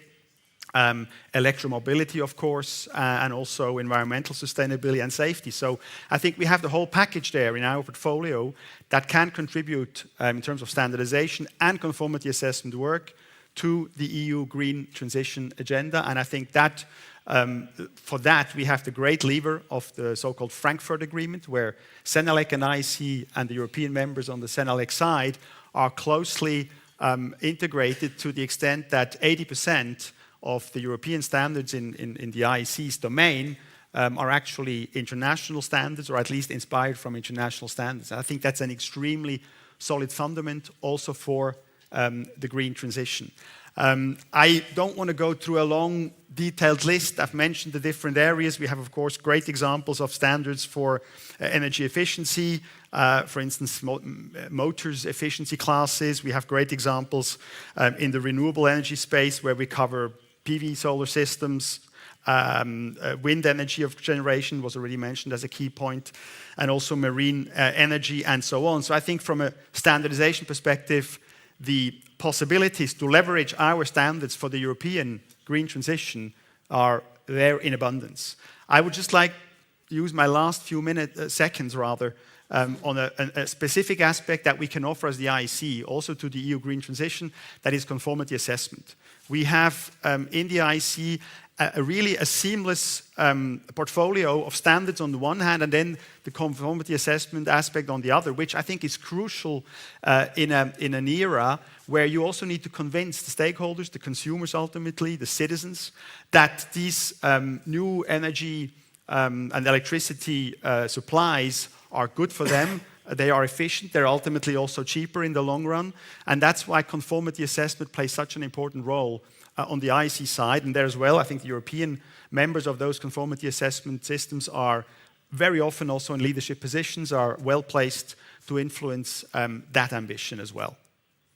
Thank you, Philip. You're on time also. Elena. Volvemos contigo. Hemos estado hablando antes. Elena, we go back with you. We've been talking before about the relevance of standardization when fulfilling our green transition in Europe and in the world in general, and how can we link our standards with the European green strategy and with the ambitions of the UN, the Sustainable Development Goals. How do we link this? Well, we have a lot of work to do in that sense, and this is something that CEN and CENELEC we've been working on for a long period of time. I would like to mention some pillars. In the green transition, digital green transition, and the Sustainable Development Goals of the UN. First of all, I would like to say that the project that Javier has mentioned at ISO is one that we also take into consideration, and CEN-CENELEC. We take a look at the Sustainable Development Goals and we take a look at the standards that we can use in order to support these objectives. But there is a new project that is under development right now that has to do with quantification. To what extent is our standard helping us to achieve the Sustainable Development Goals? And this is a project that we are hoping to start in 2024. Big chapters of compliance that we try to help the company supporting in the green deal and in the digital transition. In hydrogen, for example, we've done a wonderful work in the roadmap, contributing with the standardization to the Industrial Alliance of Clean Hydrogen in Europe. And our standards, what they're going to do is to do the translation of these objectives in the hydrogen field in standards that can be easily understood, that can be implemented and are feasible for the European industry. Mobility as well, in e-mobility, in transportation, in alternative supply sources. Another big chapter of European standardization in which we are developing many standards and in which we try to support the industry, translating the European requirements in something that it is implementable with the support of all of the experts that we have in Europe. In the energy field, renewables, interoperability of renewables with the grid, with distribution networks, production networks, and transformation networks. The big objectives so that we can transform energies in Europe in renewable energies in a record time, so that we can abide by the 2050 agenda. Another chapter in which CEN and CENELEC are working, and we also link all of these chapters, all of these sectors: energy, construction, sustainability in construction, many technical committees that are included in the sustainability objectives in construction, so that we can find out how can we apply it on the field, so we can help our industry to achieve those objectives. And we also link this work with Sustainable Development Goals, green energy, for example, talking about eco-labeling in energy efficiency. We have more than 25 technical committees that are issuing standards in these sectors, water supply, with technical committees that are working to guarantee water supply at the European level and translating what's being done at international level. Climate change. Javier has mentioned the International Technical Committee of Climate Change. We also have a European committee in Europe that help us to implement what's going on at international level and make a European reference to that. What we want, as I was saying before, is not to create unnecessary borders, but to support our industry and the stakeholders in the compliance of their policies so they can better achieve the goals of the European policies, but also helping this to translate this in international standards with the support of European experts and of national standard organizations. This is one of the values of THEN and THENELEC.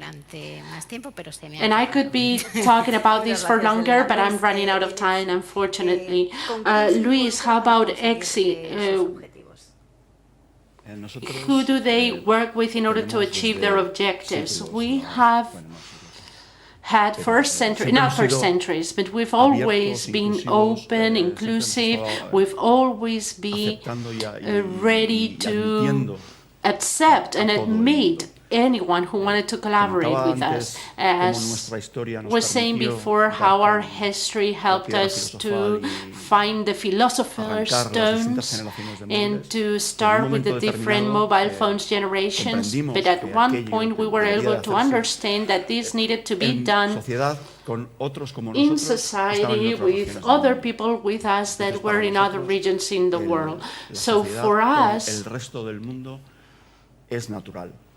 it is natural to get together with the rest of the world, but it comes naturally because of the partnerships that we have, but it also comes naturally because if we take a look at our members at ETSI, we see that we have members from more than 60 countries. It's very important because since information and communication technologies have no borders, it's important for us not to set borders for ourselves. We spoke about interoperability, and I said before how standards allows us to democratize technologies. It allows us to have a scale economy so that these technologies can be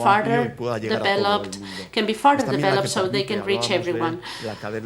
It's the one that helps us to improve the value chain, the supply chain, with enough safety so that it is never broken, because there can always be someone who can give us that link that we were missing at one time. Interoperability is fundamental, and that's what we try to achieve. That's important in our knowledge. For the whole mechanism to operate correctly, we all need to play a role in this chain. Mine was to have good coffee. I understand. I think it's perfect, because if that coffee helps people to come and remain awake so that they can further develop technology, that's a well-invested effort. But then we need for public organizations, for governments to be involved.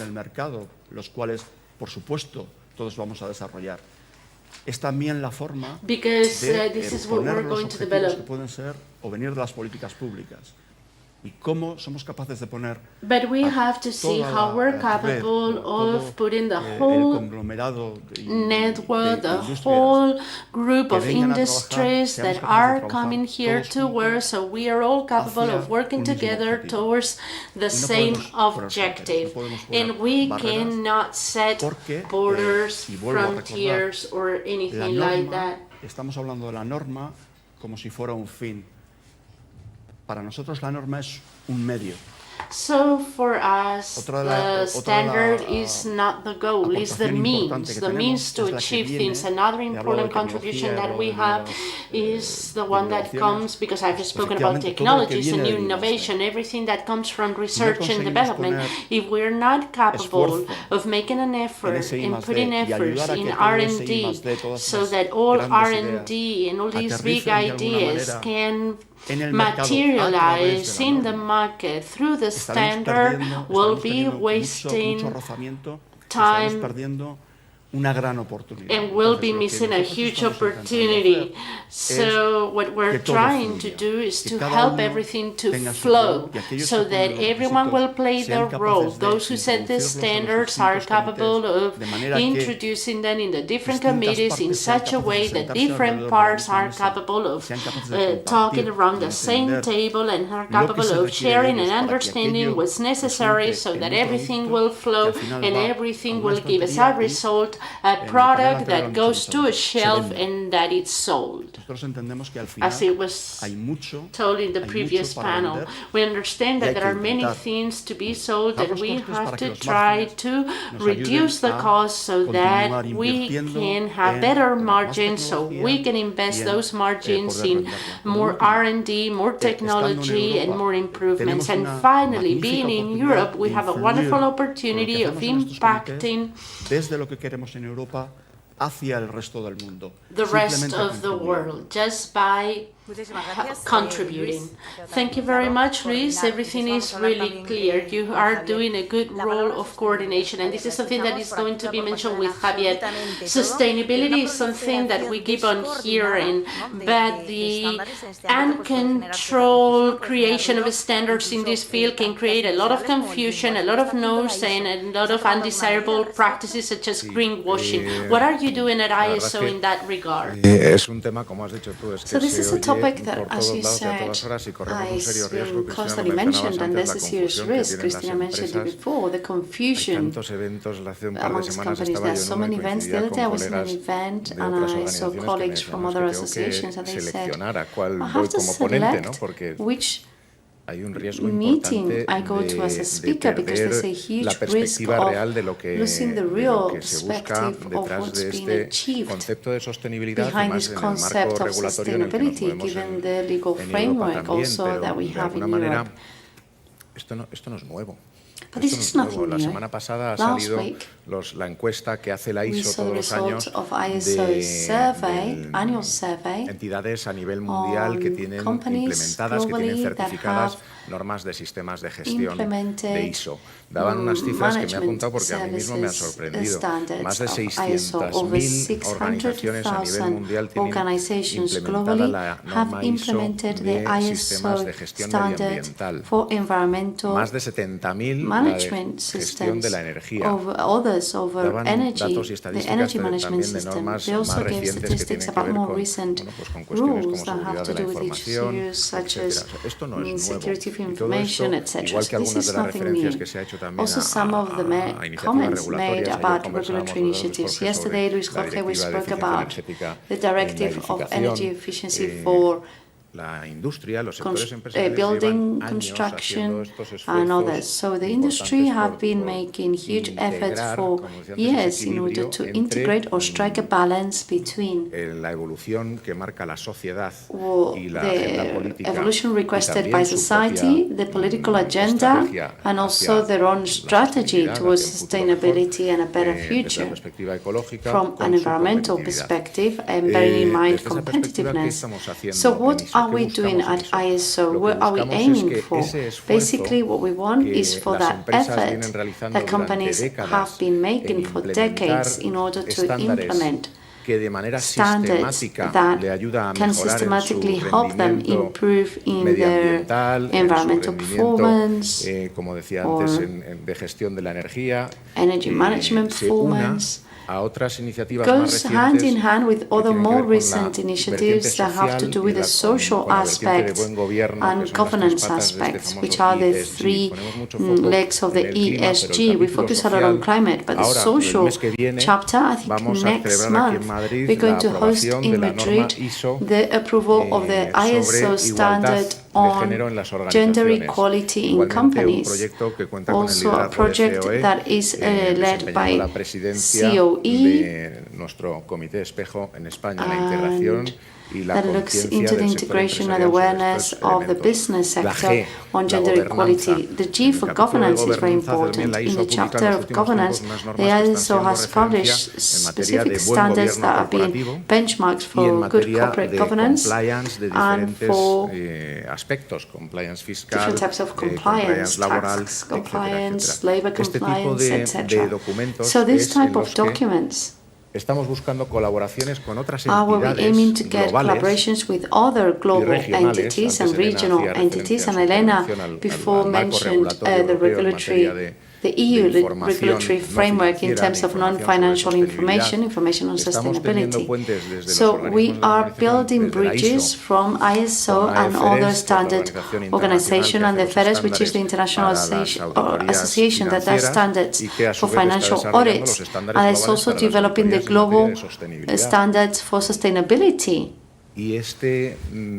Reporting of sustainability statements. So this, we think that it's positive that there's been a closeness or an alliance with ISO in order to improve the sustainability element. How we can do an annual follow-up, how we can set goals. Also, we are working with GAG Protocol, which is another global organization that also develops very well-known standards for reduction of greenhouse gases emissions reductions, and how we can help companies, European-wide, we can help companies to comply with the directives. The EU has approved standards that sets goals, but it doesn't say how, and that's where we participate. The ISO, SENS, ENELEC, ETSI, and IEC, we help in terms of sustainability. Thank you very much. Yes, because not everything is okay, right? To add the sustainable surname to any activity. The strategic plan talks about enabling digital and all-electric society. What does that mean, and how is it relevant in the context of today's panel? Yeah, I think this is a fundamental point for us. As the name of IEC says, electrification, electricity, electrotechnology is in our DNA. So that's a given. That's how it started in 1906, much more from a safety perspective than from a sustainability perspective. And on the other hand, I think over time, the digital technologies and the digital opportunities also became a DNA of the IEC and of the stakeholders. And combining those two core DNA aspects, I think, is at the heart of this strategic ambition, and also very much with a view to sustainability. Because on the one hand, we envisage a world where green and intelligent energy will be coming from decarbonized energy production systems, of course, and can then be connected in different ways and in a way that makes it accessible and usable by society at large. So this is really a very high ambition that should have a societal impact. This is not just technology per se. This is looking at also the human-centric mission that we have as an IEC to contribute to a better and more sustainable world. If we look at the example of low voltage direct current standard, for instance, which is a recent achievement for the IEC, particularly relevant, of course, for those parts of the world who are underserved, who don't even have access to electricity today, I think that speaks very clearly in support of that strategic ambition. Of course, it goes much beyond in our daily lives. This is what we are now pursuing with the different standards and conformity assessments efforts I've already mentioned. I could also mention that we have a renewable energy conformity assessment in particular, which tracks and makes sure that whatever is produced according to these standards, and also often ISO standards, by the way, is in conformity.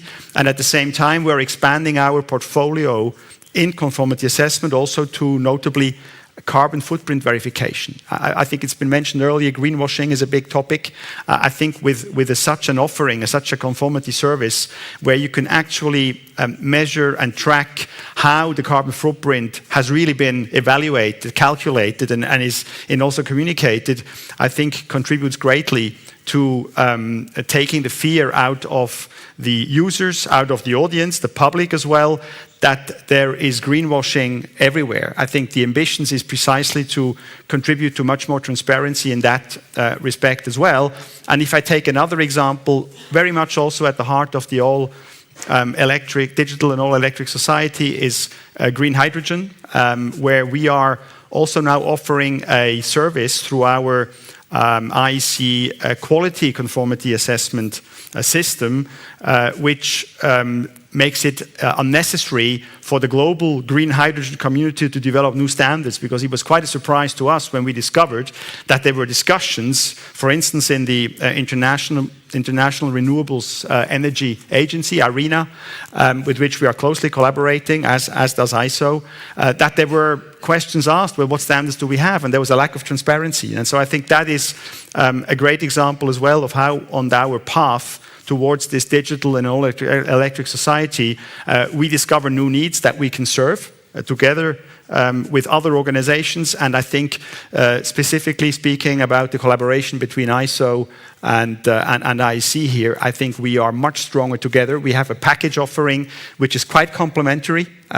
There are great standards in the ISO portfolio that can be leveraged for IEC conformity assessment to the benefit of the users and the global community. And I think we're also much stronger together in the advocacy for those policy and sustainability goals. So really, our new strategy, relatively new strategy that was adopted by our members last year, really rests on this first pillar that wants to achieve this digital and all-electric society for everyone. It's something that fully aligns, of course, with the SDG 7 on access to electricity, which we know remains a huge challenge for the global population.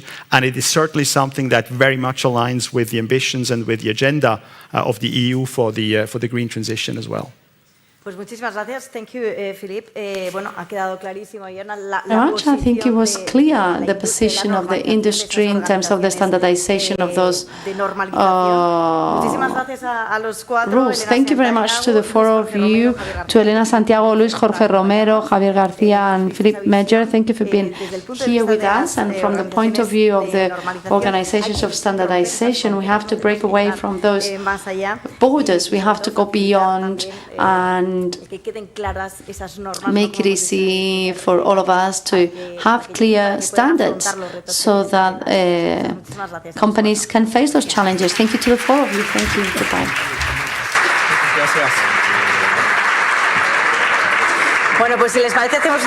So we're going to have a 15-minute break. We can have a quick coffee and come back. So come back in 15 minutes, please. I don't know what time it is, but we'll come back in 15 minutes. Thank you.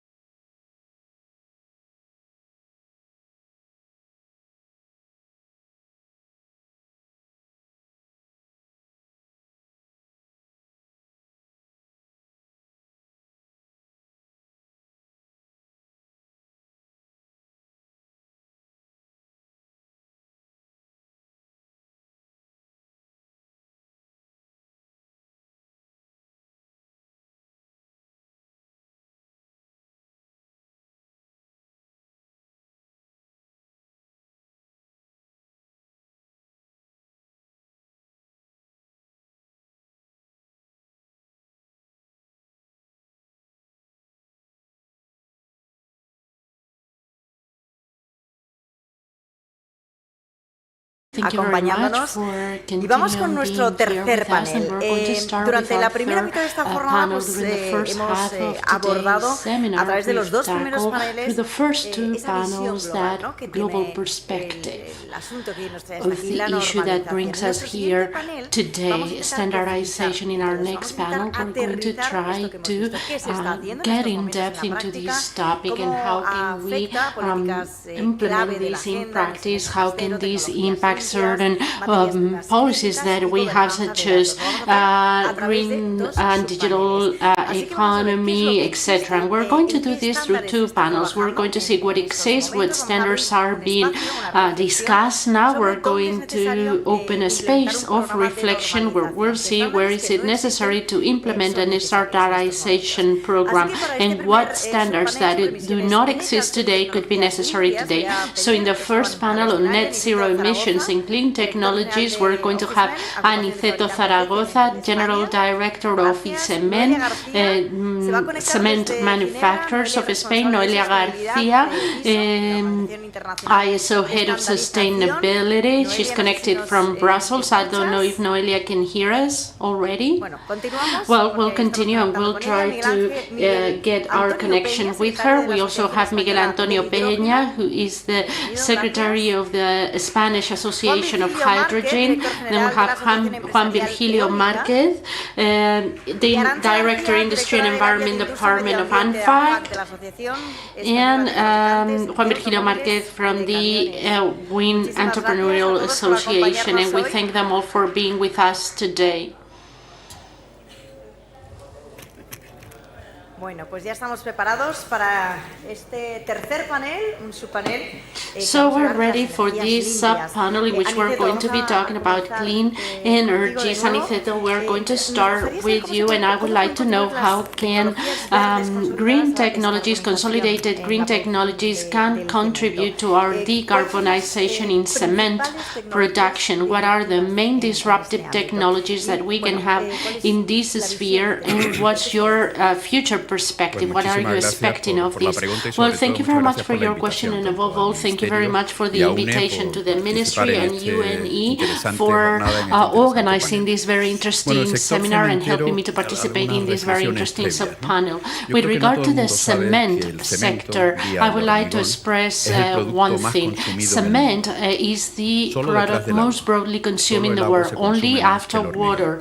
Only water is consumed more than concrete. And that means that although concrete can have an impact in climate change that is limited, when multiplying by huge amounts, we talk about a considerable impact. This means that the sector in the production of cement needed to acquire a very clear commitment of decarbonization.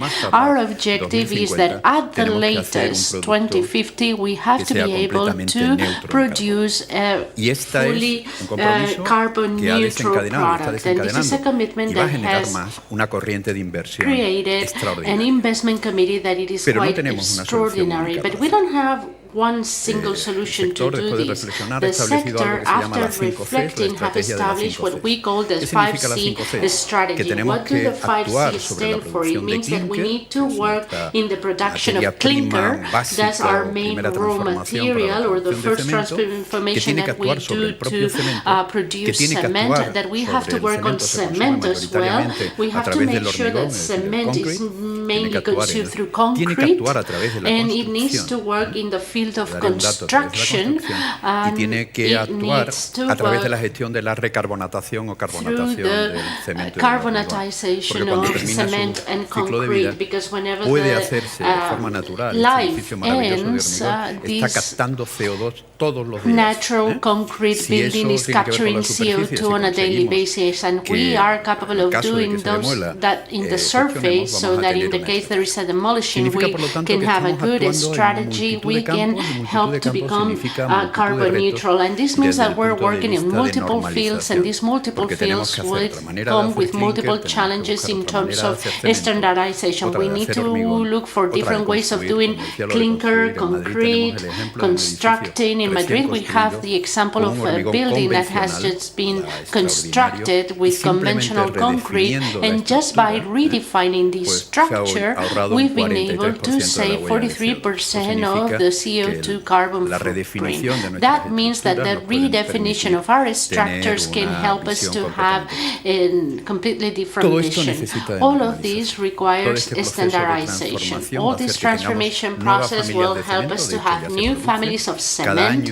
In fact, they're already being produced. Every new year we have a new cement family, but it's totally useless unless these cement families do not participate in the standardization and regulatory process. So the challenges ahead of us are extraordinary, not only from the industrial perspective,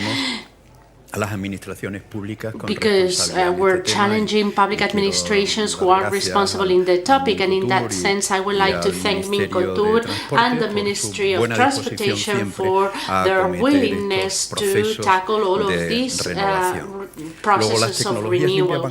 So clean technologies will play a very important role in all fields. We're talking about hydrogen. This is something that will be mentioned later on, who will play an important role in the process of fuel. Fuel. Also, all the electrical technology, we are a huge power consumer, and this is going to help us with the capture, use and storage of CO2. We were very lucky because only 10 days ago we were able to see the first European plant with capture and storage of CO2 already built by 86%, so it will be fully operational in a few months, and this will set the standards of the cement plants for the future. So all of this process is undergoing. We're not talking about the future, but this is already ongoing. And what we want is for our country to be taking the lead in this race, and it will help for everything to go faster and rather smoothly. And we want public administration to commit themselves to use this new product with low in CO2, and they can achieve neutrality, and they want them to consider in their purchasing standards. So it's clear what we're facing. We're seeing a new way of doing things, and therefore we need a series of standards and rules to do them. Let's get connected with Genève, Noelia García from the International Standardization Hola, buenos días a todos. Desde la calurosa Ginebra, ¿quién lo diría? Hello, from sunny Genève, who would have said? Yeah, it's sunny here, but only until the weekend. The weekend will get cooler. But we keep on talking about net zero or neutral in terms of carbon, but is this understood? Do you think that citizens, investors, etc. understand what we're talking about? El concepto de cero neto se hizo más popular, dijéramos, tras la firma del Acuerdo de París en 2015, que supuso un nuevo rumbo en el esfuerzo global para combatir el cambio climático y adaptarse a sus efectos. Tras varios años de temperatura récord en Europa, lo comentábamos ahora mismo, estamos evidenciando que el impacto del cambio climático es real. Es por eso que en los últimos años estamos pasando de que la conversación se centre a qué debemos hacer a qué what do we need to do to how fast can we do it. We're really seeing the need of direct actions, and this is something that we're seeing in many countries, many people who are committing themselves to achieve this carbon neutral emission, using only what's necessary and maximizing also CO2 capture, the capturing of the greenhouse effect gases that we are issuing, and only offsetting those things that are important or impossible to reduce or capturing. This is what we're saying with regards to this net zero. And in general terms, the concept is well understood, but with the the growth of our commitments to work against climate change, we see an increase of criteria and initiatives in that sense.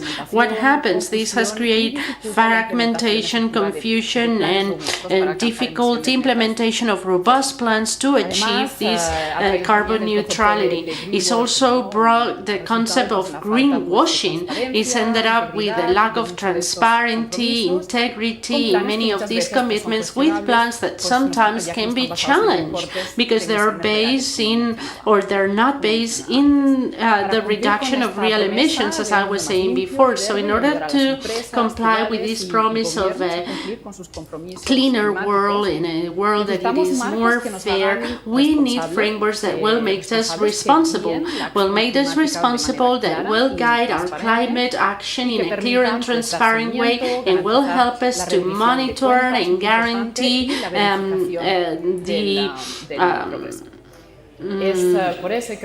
accountability. And that's why we mentioned in the previous panel that in November 2022, ISO, our international organization that I'm representing today, we launched some guidelines that included principles and recommendations that gives us a roadmap so that any kind of organization, corporations, private sector, corporations of any size could start working in this being net zero emissions. Anyone, there are no excuses, anyone can do it, anyone can go into this net zero pathway. Our guidelines provide common definitions. What I mean by this is that we clarify what this concept is about, and we give you important guidelines to guide you in your climate action. Principles in terms of transparency, integrity, equity, and justice, which are also important. How do we make sure that climate action is done by protecting the most vulnerable people at the same time that we protect ecosystems and biodiversity? These guidelines give practical information so that companies can set up their plans to achieve this net zero. At the latest, we have to be net zero by 2050. That's our cap, our top. And it also helps entities to provide credible statements and provide information that is credible in terms of their reduction of greenhouse effect gas emission and their path towards carbon neutrality. With these guidelines, any actor can initiate climate action with no excuses, irrespective of where you are and what's your size. What matters is to start on that pathway towards carbon neutrality. Thank you very much, Noela. It's true that it's important to follow this path and that we have a clear interpretation of these plans in order to prevent greenwashing, as you said before, and for us to follow this roadmap. Miguel Antonio Perat, good morning, welcome. We're going to talk about hydrogen, that is not considered an energetic element that can be considered as part of green energy, but I would like to know what's the role that it plays in energy transition and how can it help in our industrialization process and energy independency in Europe. Good morning, and thank you to UNE and the Ministry for organizing this seminar. I believe that after the previous interventions, it's clear how important it is, and thank you for inviting me. And secondly, I don't want to answer the question.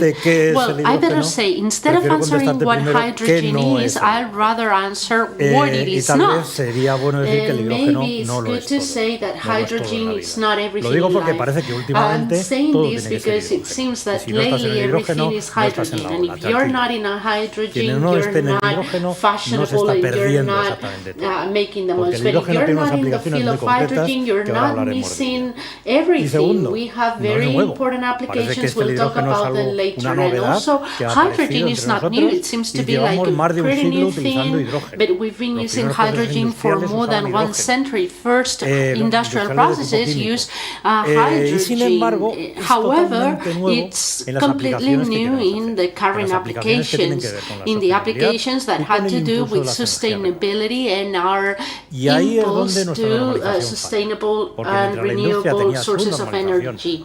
And that's where we have no standardization. Different use that we want to make of hydrogen is so new that there are no standards to regulate it. But I said hydrogen is not everything, especially because it has very specific applications. We don't want to apply it to anything or everything. It's an effective way of storing enormous amounts of renewable energy for a long period of times, and that's precisely what we need. The big problem, the last border, as I call it in many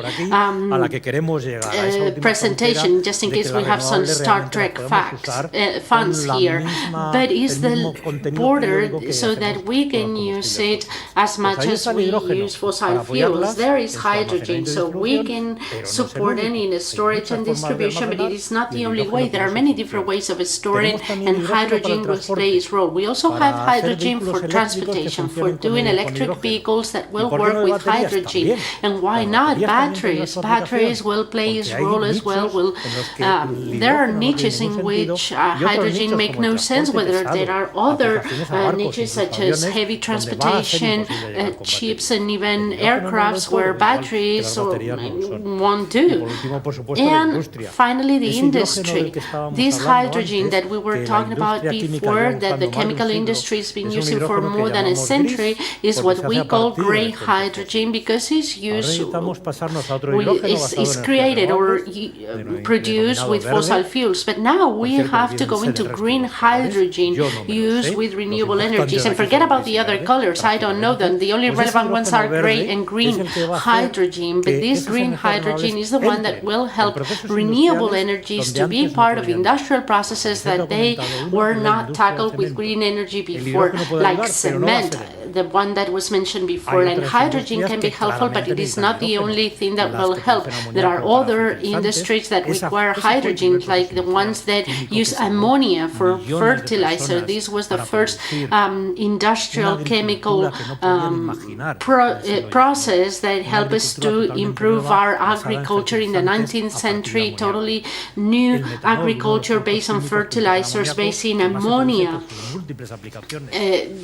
produced with many applications. And all of these industries produce these with gray hydrogen. But there we can use green hydrogen. Refineries. You'll probably think that refineries will finish. Biofuels. This is another alternative source that we need to use, and we need to refine them using hydrogen, more hydrogen than the one that's being used by refineries nowadays. And biofuels, synthetic biofuels, is an alternative, and they're based in the use of hydrogen and the CO2 that's captured from the atmosphere. And as we see that hydrogen has been used for more than a century, now we need for new production process this hydrogen based on renewable energies. And we need standards that will actually cover how the industry can apply hydrogen. Is it clear now, the relevance of the standards? Well, definitely in a new industry like the hydrogen, because it's new in these applications, unless we don't have standards and rules, we won't be able to help this hydrogen to develop its full renewable potential that we need in Europe. So we stop depending on our energy imports, and we can use our own energy. And we need such a huge level of standardization that the countries in the south of Europe will be able to supply countries in the north, not forgetting our own consumption. And I could go on, but we're running out of time, only 30 seconds left, so I better give the floor to the next presenter. Thank you. It's true that the big challenge is to create standards for the new use of hydrogen, but not for the blue or any, but for green hydrogen. So, Mr. Virgilio, what do you think that Standardization is essential for genset technologies and the value chain. And if we concentrate on the wind energy, what is the role that standardization can play in order to advance in the energy transition at the same time that we maintain the leadership of the industry? Thank you very much, and thank you to UNE and the Ministry for having invited us to this seminar that we believe to be very important. We think that standardization, structural standardization is not an issue covered by the media. It's a very silent topic, but it is very structural within industrial processes, very structural in industrial processes that need to compete at worldwide level, and that has a very important value chain, like wind energy. We have a value chain implemented in Spain for many, many years. It's one of the few renewable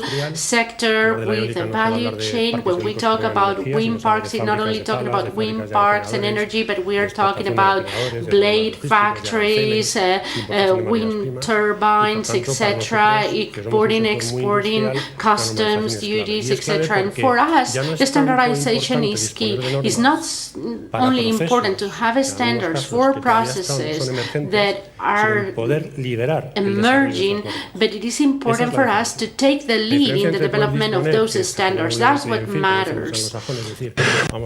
And it's not about just standardizing so everybody knows how they can compete with each other, what characteristics or requirements they have to abide by. But when we talk about emerging technologies or subsystems, emerging subsystems within consolidating technologies, we have to take a leadership position because we can't be naive. The wind energy competes internationally. The wind manufacturers installed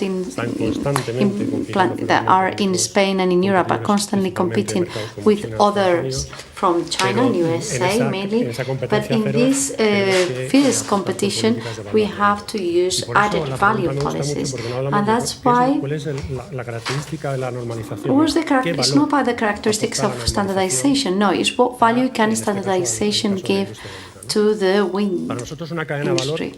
For us, value chain is not a supply chain. It's a supply chain plus the capacity of doing innovation. It's a market that encompasses it all, and it creates autonomy so that we can have an important weight in that value chain across the globe. It's added value. So wind energy is an example of that. Every wind turbine is in itself a system that has many options to develop, many possibilities. And there is business tissue with large companies and small companies, and even the self-employed who work within that value chain. But for the value chain to be and continue to have the protagonism it has in Spain, even though not in Europe, we need for the new developments to be created from here, from right here. And we need to think about developing the standards, thinking that we will have to compete with other markets that maybe do not have as much ethics, we could say, or the way of working in Europe, and that's life. So we have to be able to fulfill our regulations and looking into the single market and our strength in the EU. We have to be continue standardizing at huge speed, a speed never seen before. And the manufacturers of wind turbines, they have had to take to the market equipment, sometimes in prototype level, in order to be able to meet the requirements that the market was giving them. We've seen how wind turbines, or some wind turbine models that were well consolidated and were competitive, have stopped being used, are no longer being produced, and they started producing new wind turbines, bigger, with much more productivity in record times. There is a limit. Structures start not working properly when the technology or the transfer of technology to the industry and the compliance of certain standards and requirements for 30 years that the wind turbine will last for will start stretching too thin.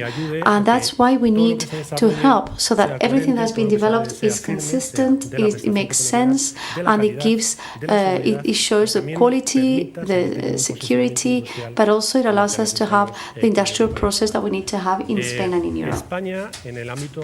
In Spain, in the world. Spain is the 5th largest in installed capacity in terms of wind turbine.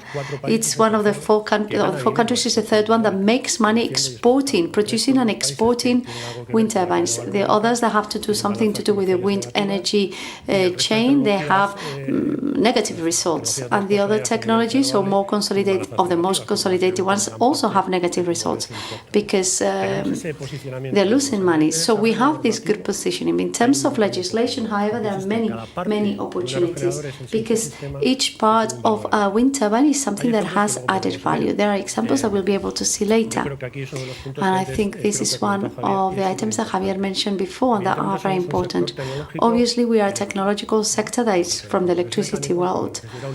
There are mechanic, hydraulic elements, but we are the electricity sector. But there is a concept about how we should integrate this technology into society, in the environment, in the rural world, and we have to start working on that from the standards, because if I'm able to have social acceptance of renewables, in this case wind energy, through fulfilling a standard, for instance, that guarantees the safety if it identifies fauna or noises generated by the wind turbines and how it should not affect human beings, well, that will give us social peace, we could say, and we need that. That's really important.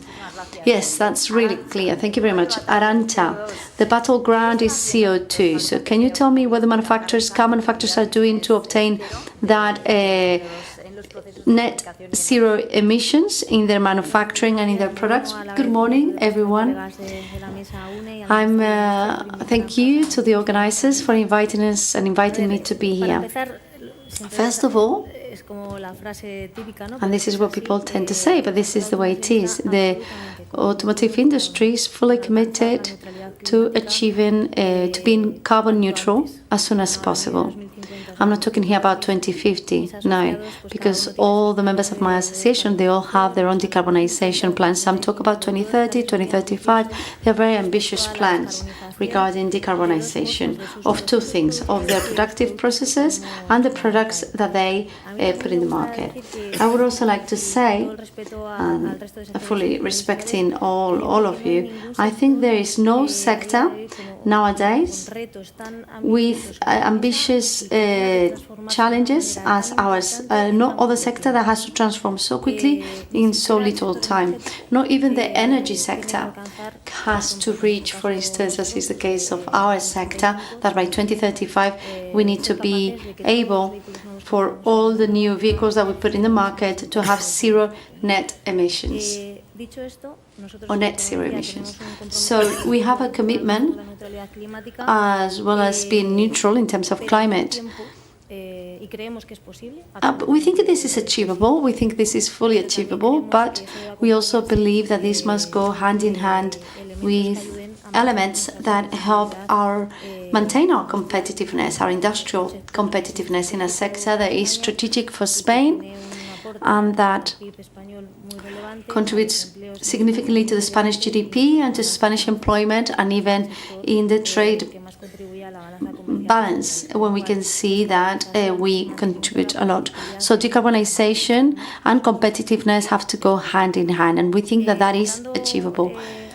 If we go into the two areas of growth or search for the climate neutrality that we aim to, we have the product. It's been mentioned before, very ambitious objectives to reduce CO2 by vehicles, the cars by 2035. From then on, we won't be able to sell any passenger car that is not climate neutral, but it's possible that in the Environmental Council next week, they'll talk about a new regulation for heavy transport. And this is very important because, heavy transport vehicles are really important. And not only do we need to reach CO2 emissions of zero, but also this is a working tool. Those type of vehicles are a working tool, and we need to make sure that it's also profitable. So we have to be careful in terms of costs and also in terms of what we can provide, the features of the vehicles, because it's not just all about batteries, not for certain emissions like for heavy transport vehicles, but we need other technologies, and that's why we believe we need to be open to any technologies that could allow us to achieve the goals that we have on the table. When we go into the manufacturing, well, Spain has 17 factories, vehicle factories, and all of them have very ambitious strategies in order to achieve the net zero in the short and mid-term. And where are we focusing on? Well, I have to say that this is something that hasn't started now. We've been working for years on processes efficiency and introducing elements that help us be less dependent of electricity consumption and energy consumption. So where are we putting the focus? Well, the automotive industry is not electro-intensive or gas-intensive. Although we would like to be, though, we would love to be eligible for the subsidies that are for those sectors. But we are a sector that competes internationally, and that one thing that would make us different versus a factory in Morocco, France, or Turkey, just one point of difference means that we may not get cars being manufactured in our factory. So energy is very important for us. And where we're focusing on our decarbonization, well, we want to improve the efficiency of all our factory processes, changing or looking for electrification in combustion, air conditioning, heating, also the introduction of renewable energies. Wind, PV panels in our factories are very important, but also digitization. We need to know where energy is being consumed, how, do predictive maintenance that would allow us to put a focus on elements where energy is being massively consumed or inefficiently consumed. And there, I think we have a key role, and I'm out of time, but I think that we are focusing on all those elements that could help us be more efficient and less dependent on the energy consumption. And without a doubt, standardization plays a key role. Thank you very much, Arantxa. I think it's clear that commitment with decarbonization and where we have to go towards always looking at that 2035. Okay, so we've spoken about Anceto, the concrete with the zero emissions. Is standardization important? Yes, standardization and legislation play a key role. A key role in all the aspects. As I've said, we had 5 levers in order to be carbon neutral. We all have to activate all of them, and all of them are important. I think the first thing I would like to say is the importance of the balance in competition. The European Commission knows that having carbon neutral concrete means that we have to make huge investments. They could be considered to be extraordinary investments. They need the total transformation of our industrial model, of our factories, and that is a cost. And if our competitors in the Mediterranean do not have to face those costs because they can still sell a traditional product with a traditional footprint, then the only thing that we'll see is the offshoring of the European industries and the slowing down of the transformation processes. So we need to have the CBAN, or the MAG in Spanish, which is border adjustment. That will allow us to improve the competition of between European producers and manufacturers from abroad. The fact that that is properly allocated, to make sure that we have proper reporting on emissions, to make sure that all of that is transparent, is critical. Absolutely critical, not just for standardization, but there's also legislation, certification, and that's why our association was pioneer and continues to be pioneer to sign an agreement with the DG of Borders in order to, or Customs rather, in order to have the proper implementation of this. This will really help our processes. In terms of the standardization process, we have a final goal, and the final goal is clear, but we have to go step by step. We will not be able to go from 0 to 100 in the first day. We have to use the levers that are better known, closer to us, and that could help us reduce our footprint, such as additives.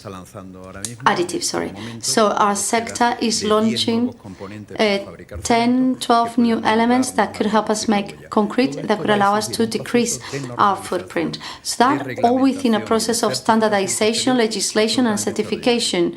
Obviously, it's necessary. And it's true that when people talk, we'll say, well, concrete has been present, has been here without changing standards for years. Yes, no, that's not true. Every year, every 6 months, we need to adapt the standard. And that is a challenge. It's a challenge because the model is not set up for that, not from an industrial perspective or from our legislation perspective, standardization agencies, etc. And the public authorities too, the legislation, how we move into setting the new rules. And therefore this becomes an important element in the market, because we cannot transform at extraordinary costs if then it turns out that our customers will continue to buy a traditional product. Then there's no incentive for us. And I would like to make a comment. I would like to say that the leadership of the transformation process is now being done by private clients. There are some people who are saying, no, but my products are carbon neutral. Yes, but I do a product with steel, with iron. It has a footprint. There are companies that are no longer worried about scope 1. No, they are moving into the scope A2 and A3. And those are the companies that are asking us for a low carbon footprint concrete, because they're worried about the full footprint of their activity. As soon as those activities reach the public authorities and come to the public authorities, well, we're going to have a very real, efficient and prompt transformation. I think standardization is going to be key in transformation. Thank you very much. And Iceto, I'm not sure whether we've gone over time or not, because we don't have the countback. The countdown has disappeared. So anyway, Noelia, we'll go to connect with Noelia again. I would like to know how the standards can help governments, companies to back the transition towards net zero emissions, and also how we can implement climate strategies that are credible. I would like to start maybe by clarifying the difference between standardization and regulation, because they are two topics that tend to be interexchanged, and it's not very clear what's one thing and another. Standardization is voluntary, so that's very clear, whereas regulation is compulsory. Having said that, the standardization processes and development and implementation processes are similar, and the standards, whether they are even though in nature they are voluntary, are elemental tools that could help and support regulation and obtaining public policies. But a standard will never be developed with the objective of having a legislation. No, that's not the case. It doesn't have that final goal at the origin. It may end up being a legislation, but that's not the goal. I just wanted to say that because sometimes there's confusion. Having said that, international standards can really play a key role when we try to support and help organizations towards a more sustainable future. Standards are at the avant-garde of environmental management and help companies save energy, money, and protect the environment. The role of those standards has been acknowledged by the panel members, and they spoke about their importance, but also they're important internationally. The UN Secretary General said it during the climate summit in Glasgow, where he spoke about the necessity of standards in order to comply. with the environmental goals. How can they do that? Because they accelerate innovation. We've heard about the importance of value chains. Well, standards help us implement different steps during the value chain. We spoke about direct and indirect emissions, Scope 1, 2, and 3, that we all hear about. I think standards give credibility to the environmental statements and it leads to transformative processes. I think they are reliable, they guarantee the interoperation between markets, solutions, they are profitable and broadly applicable. We've heard our panel members talk about the importance of standardization so that the current efforts for climate change are actually scalable. There's a need for urgency and for global action, and for that we need scalable solutions that can be implemented broadly by everyone. Currently, there is a great collection of European standards and international standards that are voluntary, as I said, and are promoted by the market, and that support companies and organizations and help them measure, manage, and efficiently assess their impact and help them mitigate the effect of greenhouse gas emissions. And in the past, those rules played a key role in the sustainability strategies of the industry for decades, and they are broadly used by companies and by governments to support public policies. In fact, some of these standards are in the EU legislation as harmonized standards, and that fosters inter-European trade and also international trade. And so there are tools that could support the implementation of efforts in public policies today. I think we spoke about that before. We spoke about the EU directive on corporate sustainability reports, but we have to remember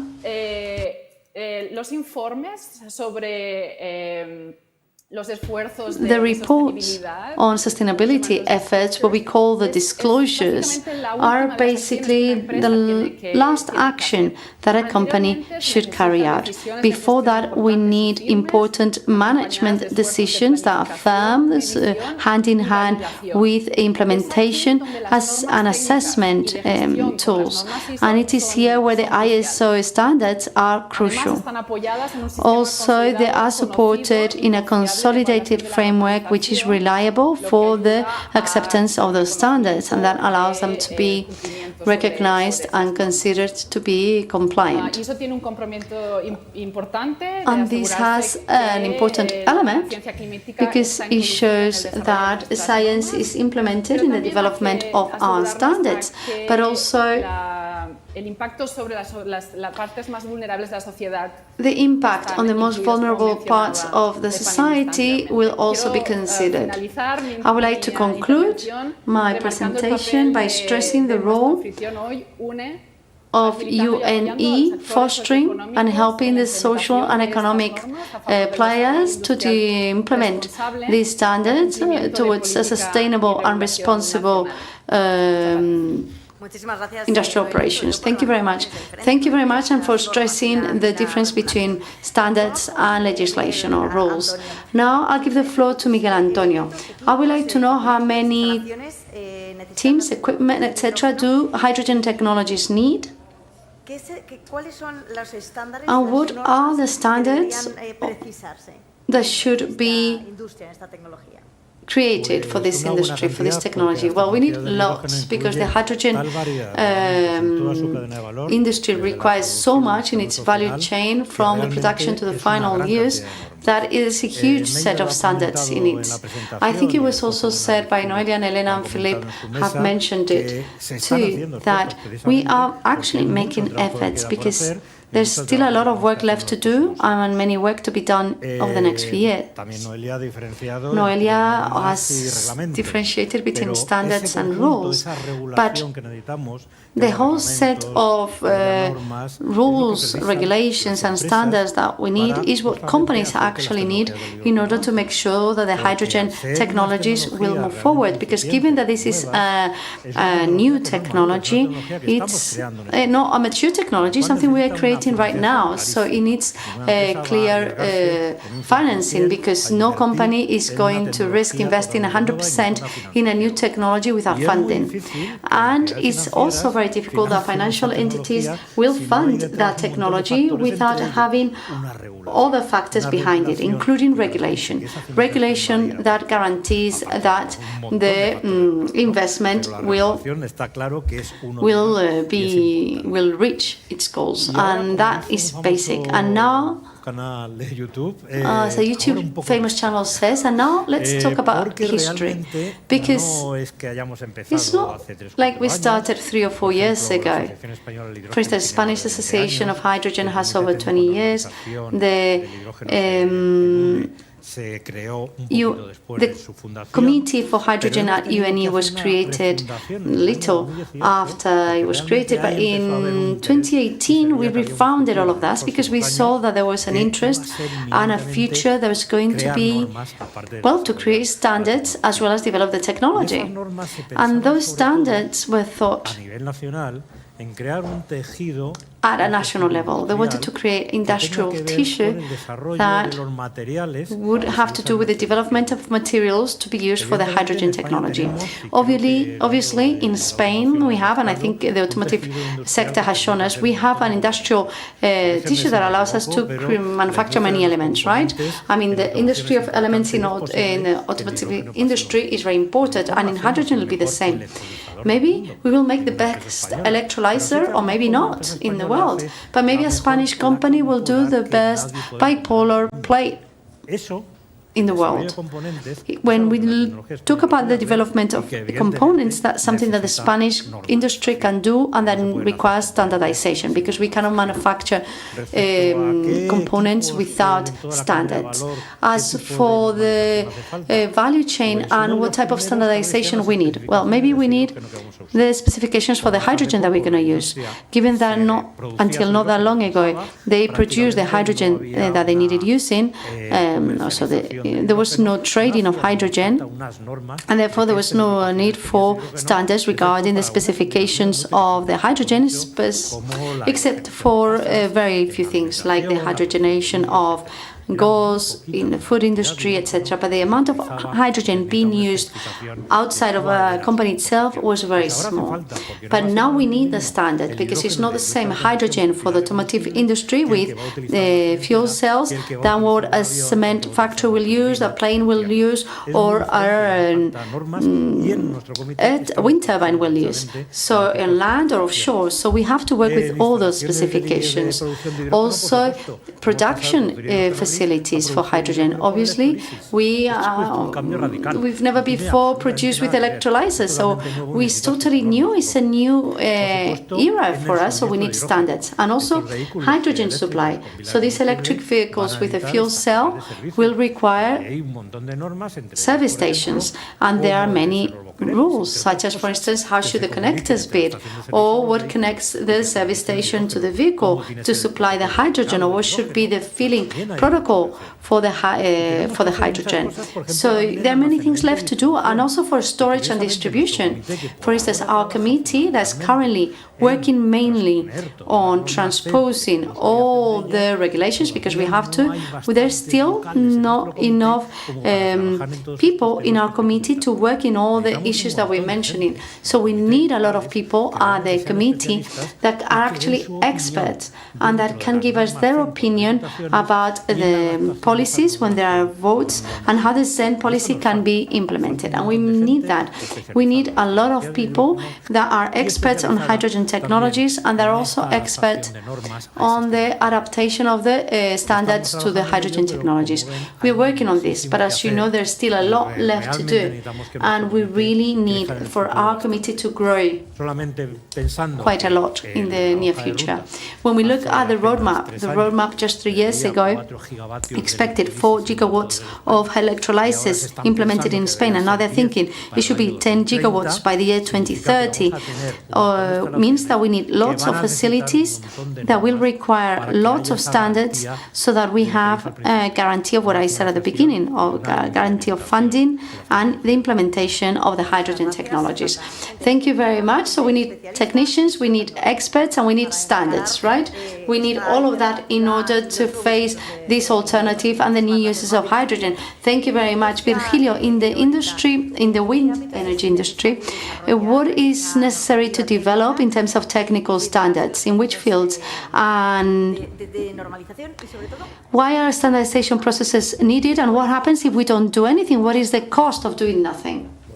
The cost of not doing anything is to delay the commissioning of some new technologies that could be perfectly integrated in the market, and this is something that we cannot afford, especially given the leadership position that we have at worldwide level. But there are multiple scopes. As I said before, the wind energy technology has the capacity of improving the added value and the benefits that come with it, because it comes with multiple complex systems.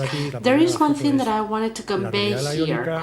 The reality of wind energy is already existing wind parks with consolidated technology, some of them with obsolete technology. That means that they are being replaced. Let's not forget that wind energy is the first technology we use in the mix in Spain. So we have wind parks that are already 25 years old, some of them 20 years old, with wind turbine models that come with no spare pieces anymore. And we need to extend the life of these wind turbines in order to comply our 2030 objectives. So there are many realities that we're facing to digitalize the behavior of these type of wind turbines so we can extend the life of these wind turbines. Also, we have the machines that are being installed today that are fully digital, with fully evolved systems, with technical standard that is totally different. And on the other hand, we have what will come in the future. We're talking about new processes for the building of blades. We're talking about wind offshore and floating offshore. And if we go out to the hole from the blade, one single blade of one of the wind turbines that are being certified, we're talking about 106 meters. It's as if you go to the back and you look to the end of the aisle. That's the length of this blade. The diameter is interesting. And they require a specific development. They need to be standardized, and we have to avoid the technical risks that we can have. And wind offshore is the great opportunity. At the end of the day, in Spain, we are the greater developer of patents and prototypes and work. This is being done with Spanish technologies, and it is a very disruptive technologies. So we have a tremendous path to go, and we have to do it if we want to lead the industrial development. But before that, we need to take the lead in the development of the standards before this is done by other markets. There are other spheres that have to do with artificial intelligence. And we're seeing how there are systems that already use artificial intelligence, although it was not like that before. We were talking neural networks, but they are using this type of algorithms and this type of technologies for the detection of birds, to differentiate what kind of bird it is, if it's a male or a female, and how old it is, and if I have to turn off the wind turbine because he's flying going towards the blade. And this type of technologies that can be complex are aspects that are relevant, and we have to evaluate how they're going to impact our future. And we have to use it for monitoring production process, for measuring the resources, for many things. This is an important scope of action. Another aspect that we have to work on is in all the things that have to do with recycling, because at the end of the day, wind energy technology is 100% recyclable, especially with the wind wind turbines that are being certified now with blades that are 100% recyclable, but we have to make sure that the ones that are already installed with a blade that are made with epoxy fibers and carbon fiber cycles can be recyclable. We already have the technology, but we don't have the industrial capacity to do it. And in that sense, we need to standardize, and we have to see the processes that are necessary, because we need a huge amount of recyclable plants of wind turbines, because by 2025 none of them can go to the landfill. And when I say landfill, I'm talking about a transitory warehouse where they wait until they can be recycled. But there are a whole bunch of areas where we can work so that the value chain can improve and can help us to take the world leadership in this field. Thank you very much, Arantxa. We're seeing the areas in other industry, in other sectors in which standardization can play a huge role. How about the automation sector? I think the impact of standards in automobile is very varied, as the rest of the colleagues have said. The automobile is one of the most regulated products.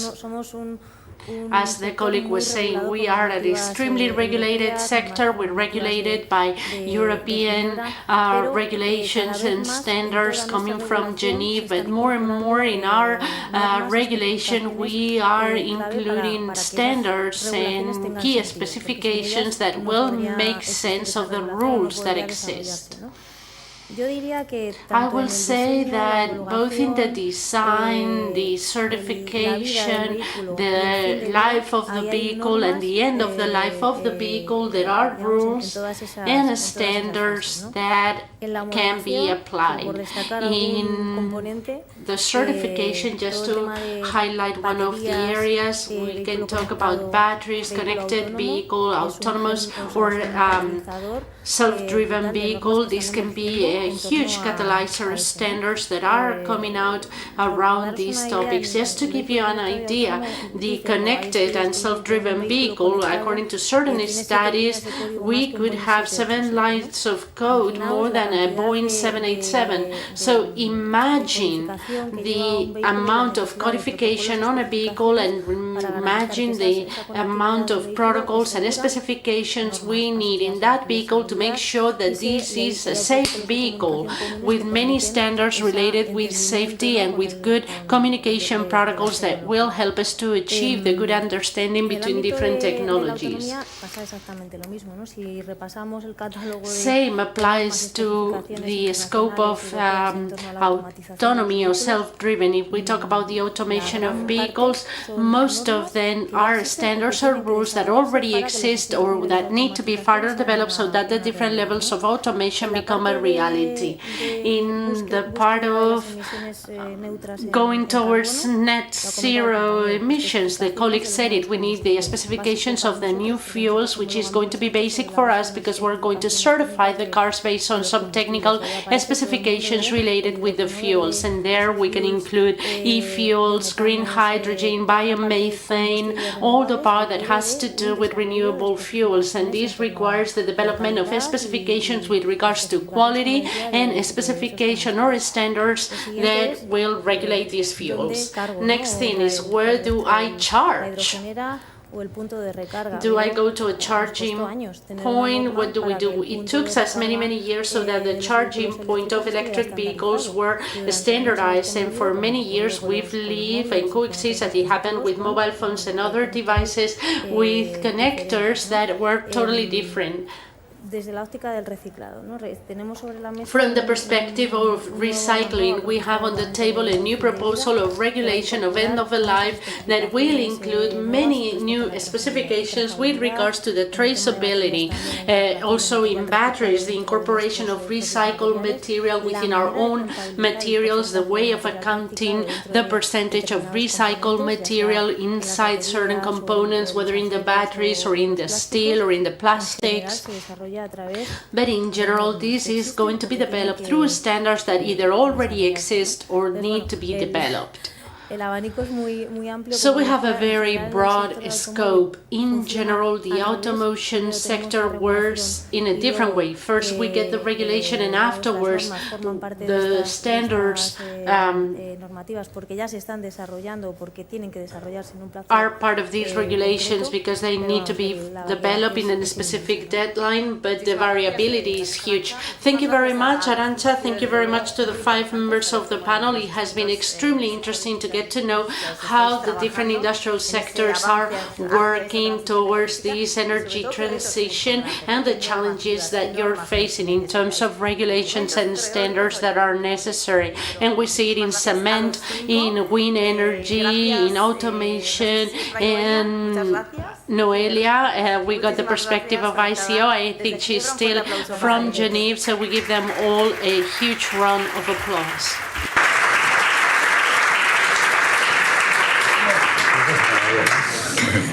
Pues paramos un poquito para poder. So we stop for a second so we can, in our streaming, show what the next panel is going to be. We're going to change the water for our next speakers.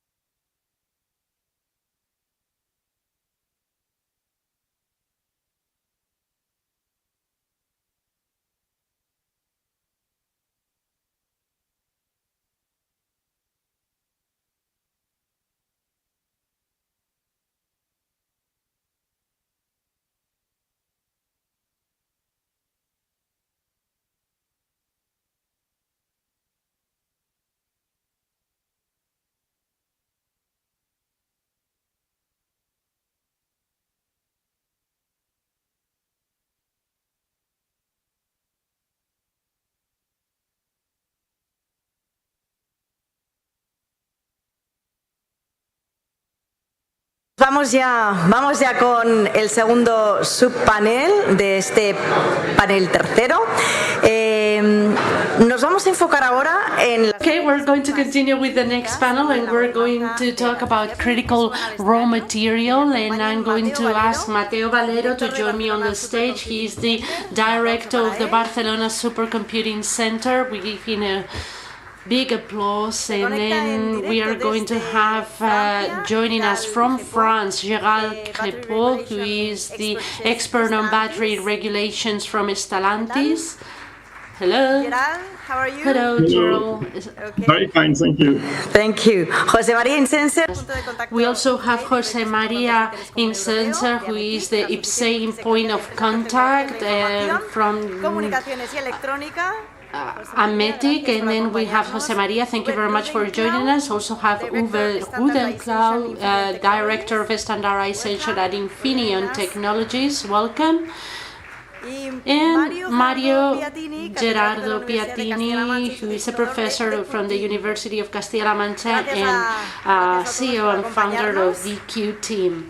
So thank you all for joining us, and we're going to start the last panel of the morning, this morning, that's been extremely interesting. And Mateo, I'm going to start with you, and I will learn to know from your experience and your knowledge as the director of this Barcelona Supercomputing Center, how relevant it is the design and manufacturing of chips at worldwide level.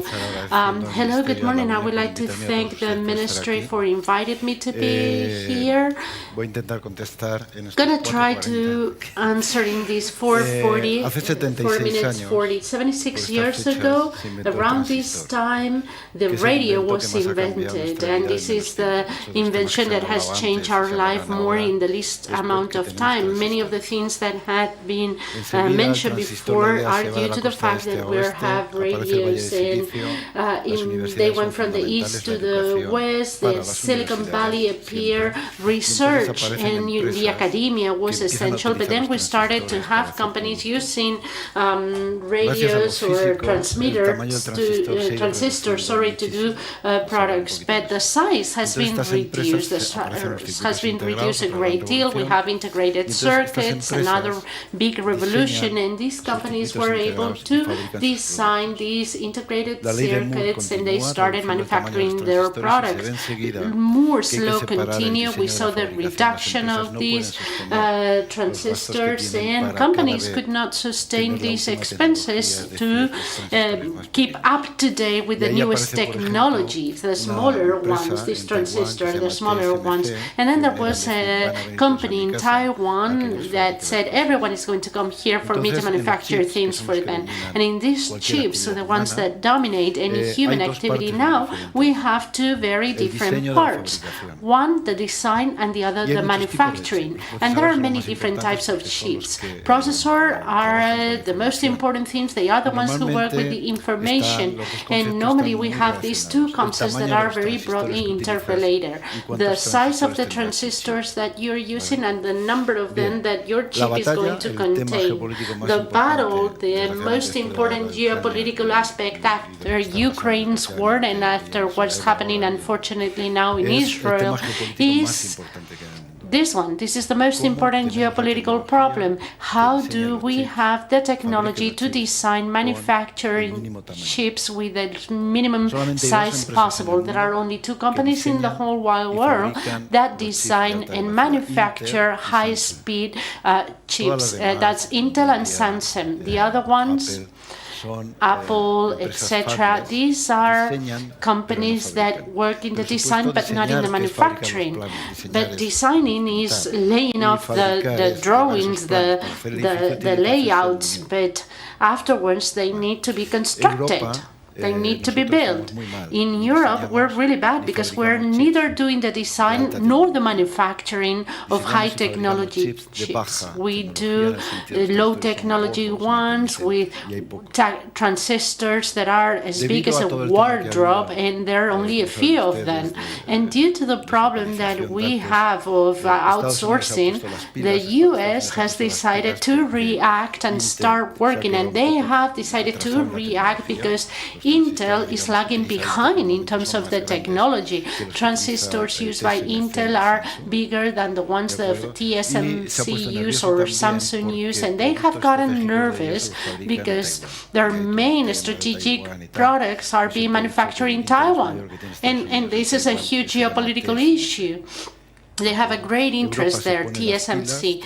Europe has decided to also start reacting and working on that. We are trying to do fundraisings of highest technologies. I'm happy that in Germany they're working on this with XP, Qualcomm, and we're going to see the factory being set up there, not with the highest technology, but very interesting for the cars that we're going to be manufacturing in Europe, the self-driving cars, and we need for that chips. If we don't have those chips, the European industry, which is really good for certain things, could go into serious trouble.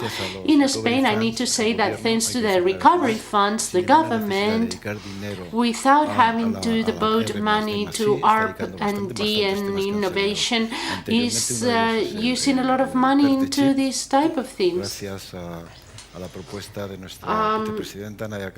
Thanks to our Vice President, Mrs. Calviño, Matias, etc., is working on this, and what we're trying to achieve at the Barcelona Supercomputing Center is to try to reduce our technological dependency in Europe for the design of chips. Probably we'll not be able to manufacture them, we'll have to do it in TSMC, but we will start designing chips for supercomputers, for cars, etc. We are achieving 3 nanos sizes, and Europe has to go in that direction. And the second part of the question, I'll talk about this more. Yeah, we have a huge challenge ahead of us. How standardization contribute to successfully overcome the green transition and digital transformation for electric vehicles as set out in the Commission's new European standardization strategy? Many thanks for Spanish government and UNE to organize this event and for inviting me. That's a pleasure to have the possibility to be with you today, even if only remotely. Thanking also for your question, and to win time I will be fast, but I cannot promise to be also fast for your second question. The standardization activities of CEN and CENELEC for the transport sectors on interoperability and safety requirements are well known, but CEN and CENELEC are also very active in another key topic for the transport industry, the environmental impact and circularity of materials used for vehicles and transport infrastructure. So manufacturing vehicles and designing transport infrastructure rely heavily on the use of materials and components that can have an important environmental impact. Steel, plastics, aluminum, chemical and electronic components, and the critical raw materials which can be used within. So consequently, existing regulation and policies set a series of requirements for vehicles manufacturers and transport infrastructure developers to shift towards design methods that take into consideration this impact and the way to mitigate it throughout all their life cycle. Thank you, Gerald. José María, vamos contigo. Me gustaría saber cómo la normalización y la estandarización pueden actuar. How standardization can work as levers for microelectronics, this basic technology at the end of the day for the digital transition, and the other way around. How the standardization of systems can be a lever for using new microelectronic systems. Thank you very much. First of all, I would like to thank the Ministry and UNE for having organized this excellent seminar, and thanks on behalf of AMETIC. What you've just said, well, before that, Professor Valero already explained the differentiation in the value chain of two essential parts. One of them was the fabless companies, design companies, which are an essential part of the value chain, and then the manufacturing part, which is also relevant. And there we normally differentiate two parts. One part is the front end, the manufacturing of chips and the dissemination of these wafers, where we see the layout of the chip on the different layers that are part of the technological process. And once the chip is manufactured, we have the back-end part that has to do with the encapsulating and the testing.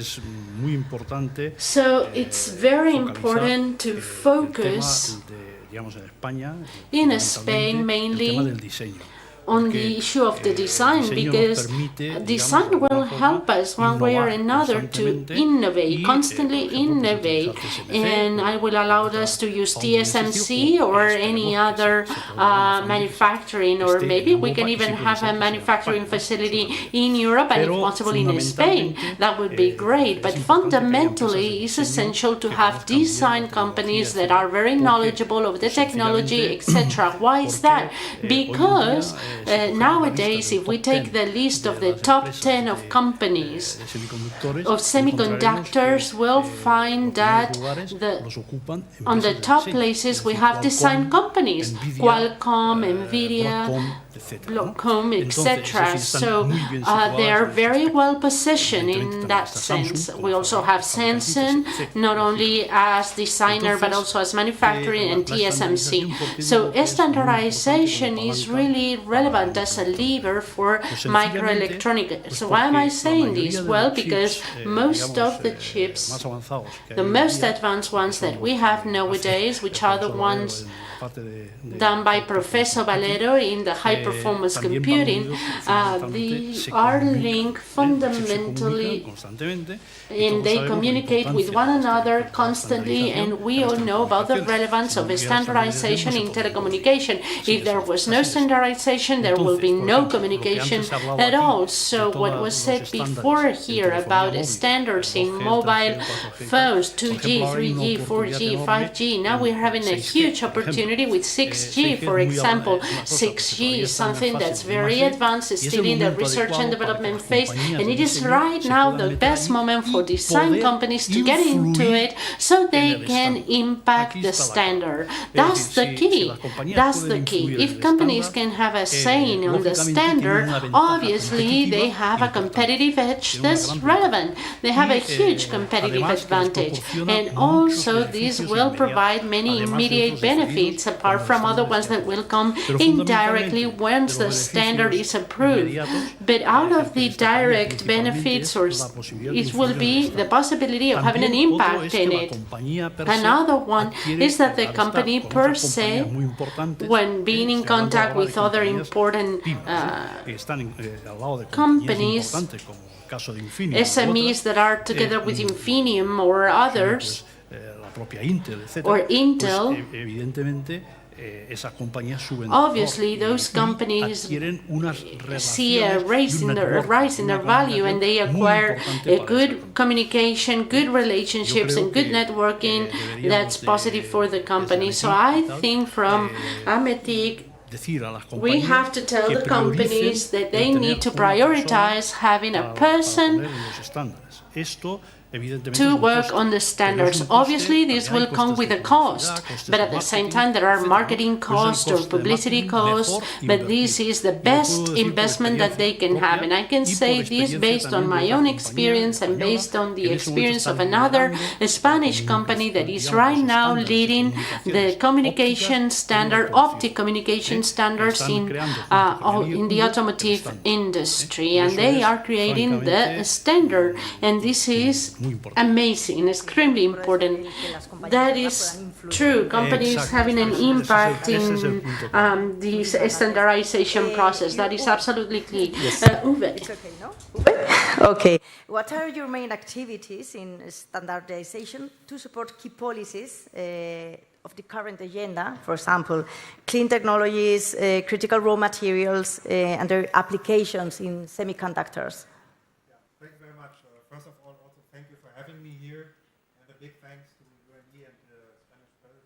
Organize the standardization, which I think is very good, and I'm happy to be there. Yeah, on standardization and semiconductors, which are also called chips sometimes, you mentioned already that this is important, and I can say this also from our perspective of the semiconductor company Infineon, because we are working on this in many areas, and we are working on this globally, internationally. Just from locations, as this was mentioned, so we have also production locations around the globe, so many in Europe, but also many in the US, Mexico, Canada, China, India, you can name a lot of countries. Why I'm mentioning this is because it's really important that we are looking at this from a global perspective there. And we are working for our company also in many standardization organizations, so on national level, in Germany, for example, it's the DIN, which is usually known in BKE, European level, then on ETSI, also telecommunications, CEN and CENELEC. They come to this, especially on CENELEC. There's also now a plan to introduce there a new committee, a technical committee on semiconductors here for Europe to look into this in more detail. And we are planning, and myself, to support this potentially as a chair there.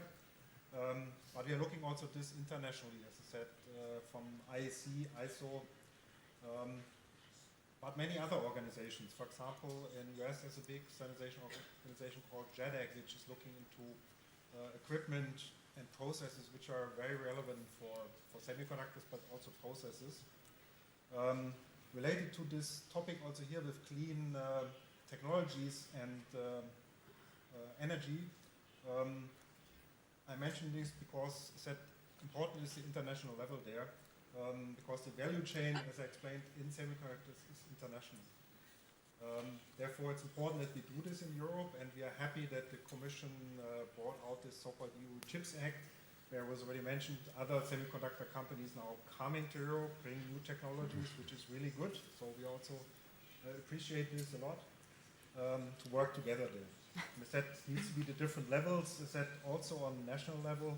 For example, we have in Germany a so-called strategy forum for standardization, where I'm joining this.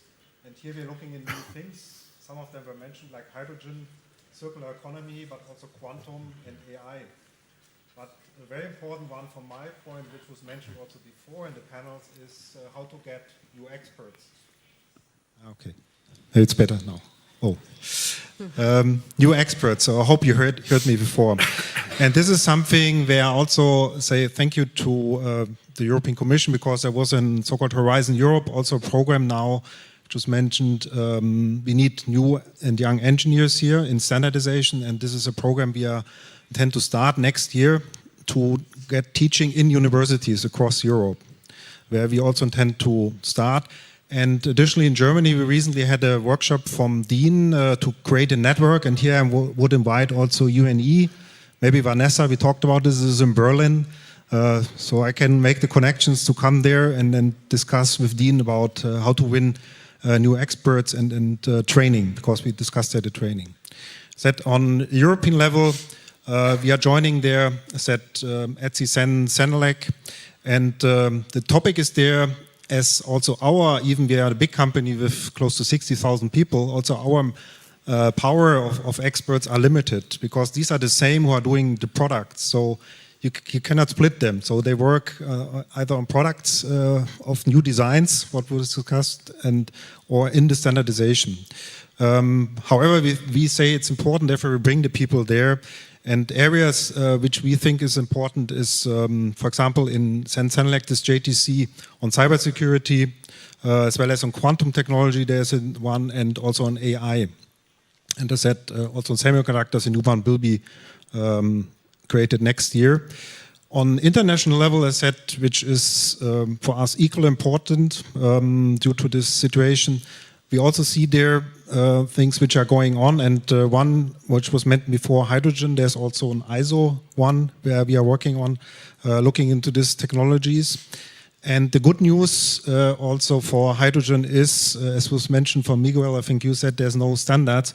In Germany there was already a roadmap created for this called Regulations, Codes and Standards. And the idea is also to bring this to European level, then potentially international level. So maybe there's a cooperation possible in this area as well, as a good news. And the last thing I want to mention is a topic which is also in the heart of our company, is the topic of cybersecurity. Here a lot of things are going on, because this is a horizontal topic which goes across all kinds of standardizations. Here a lot of work has been started on also on European level, and as you know, there also is this regulation called Cyber Resilience Act, which I think needs some more discussions, I would say, with the industry, but also a lot of work once this is introduced will help to support the standardization across Europe. Thank you. Okay, thank you very much. Mario, es fundador de una consultora que presta servicios en el área de calidad y del gobierno de datos. ¿Qué importancia tiene el gobierno de datos para las empresas? Imagino que es para un mayor rendimiento de las empresas, de los datos. Bueno, realmente, ante todo, agradecer la invitación a participar en este evento. Realmente los datos siempre han sido importantes para la informática, no es algo nuevo. Lo que pasa es que quizá en la última década ha habido una confluencia de ciertos elementos que han hecho todavía que su importancia sea mayor. Por ejemplo, pensemos en las tecnologías. Antes, cuando yo estudiaba en la Facultad de Informática a principios de los 80, era impensable tener zettabytes de datos y poder almacenarlos. Era algo de Star Trek, pero no de la realidad. Por otro lado, tampoco teníamos ni siquiera esas tecnologías que tenemos hoy en día. The technologies that we have nowadays, with the capacity of obtaining data. We're talking about different sensors, mobile phones, social media, and other areas where we can capture new data. We didn't have in the past technologies that were able to turn into a reality where we were talking about neuron systems. We didn't have the AI or neuron systems or networks. We didn't have the deep learning possibilities that we have now. And also we didn't think that we were going to be able to have an unlimited number of processing capacity with cloud computing. That's with regards to technologies, but then we need to take into account the digital transformation that many companies are suffering, and I say suffering on purpose. They need to reinvent themselves and reorganize their IT structure around the customer, in the case of the public authorities, around the citizens. And what does that mean? Well, it means that all those organizations need to convert all their architecture into an architected data-centered. And so data is even more important. If with that we add cybersecurity or data cybersecurity aspects, as the previous speaker was saying, and also all the value that data may have, we have data from the Universidad Europea, where we talk about the amount of data and what the data is worth and how much that economy could be worth for Europe is incredible. And if to that we add all the legislation, we've had different laws in Spain, but not just about privacy or data privacy, but also about other aspects of data. And for instance, now we're talking about the treatment of data by AI. That means that data governance is increasingly more important. And so we have to go from the simple data management that we used to do in the past to a real data governance from a more strategic and priority perspective that can somehow ensure that there's the efficient, appropriate and effective use of data. Thank you very much. Yes, the worth of data, the value of data, right? El tratamiento es sensible que hay que hacer sobre el dato. Mateo, volvemos contigo. Después de, lo hemos hablado antes, Mateo, we go back to you. We spoke about this before, the offshoring, but we've also had an important problem, especially in 2022 and 2023, this year too, regarding supply, because there's lack of components and raw materials, and also the challenge of maintaining strategic independence or autonomy in Spain. The CHIPS law aims to increase by 20% the manufacturing quota. So, in what aspects can we support this? Can they support this objective? If you allow me, the 20% of chips is nothing, because if it's 20% of small chips for control, that's different than saying 20% of the most advanced chips, which are the ones that actually move the world. For instance, we spoke about neuronal networks. When I used to study telecoms, the first microprocessor transistor with 10 micra. Now we are on 3 planes. We used to have 1 transistor, we have 10 million. So we make machines that make a stream in 100,000 transistors that commute at 2 million times a second. And in the computer center, such as the Barcelona Supercomputer Center, we have thousands of those chips. So we're talking about chips. When we talk about chips, well, Europe doesn't design or manufacture highly profitable chips that allow us to do all the activities that we do that. We need to, without them, we can't do anything. But it is true that they have allowed us to lead. Otherwise, without them, we wouldn't have ChatGPT, for instance. So we need some of the things that, for instance, I think is a problem that would be a Nobel Prize winner in the future. For instance, the future literature Nobel Prize winners may be IT people, in fact. But anyway, that's another problem. I would say there are many elements that are manufactured to produce chips. The value chain is complicated, and the supply chain too. And there are many regulations that have to be abided by. And as architects, we have to follow certain regulations when manufacturing the chips, depending on whether for commercial use, for planes or for cars. But if you allow me, I'm just going to remember what Juan said. I really liked it. Europe needs to try and generate technology to set our own rules. I don't see this from a Spanish perspective. I see this from a European perspective. We are Europe. And when we talk about artificial intelligence or data, etc., I don't want Europe to be the referee of a match where they have no players. Well, it's the same. If we do wind turbines or simulated wind turbines with huge blades, well, with artificial intelligence, with neural networks, well, we need to develop technology. If we develop technology, we'll be able to set our own rules, because the rules that we have for the 80 components that are involved in chip manufacturing, they are not set by Europe, they're set by manufacturers. Are we going to put regulations on the Chinese, who have 70% of all the materials used for chips, like gallium and critical raw materials and rare earth? Well, we have done that in the past. We've done it with GPS in the past, for instance. The advanced high-speed chips. Well, we need to design them in order for us to set the rules, knowing that there is one thing that's really important and that will change the world of chips.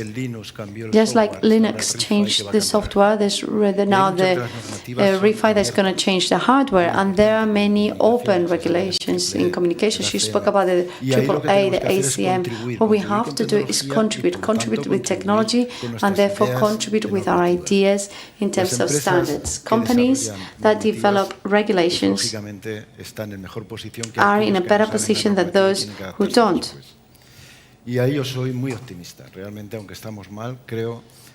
So I think if Europe has enough money, we will be able to design and manufacture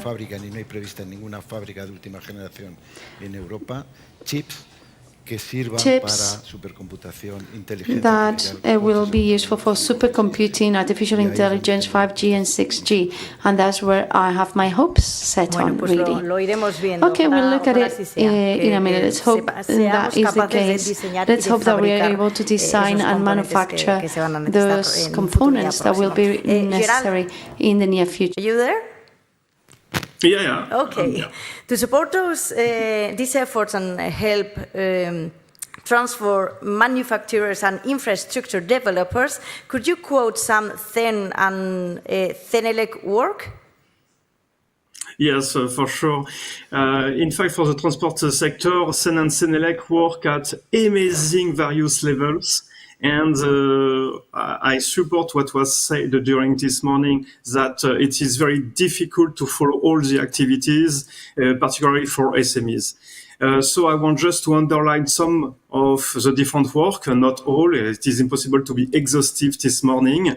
So the first point for me, it is the life cycle of batteries. So in CEN TC 301 road vehicles, we developed standards that can help the automotive and batteries industries by dealing notably with the condition and protocols for the safe repair, reuse, repurpose of modules and batteries, originally designed for EV application.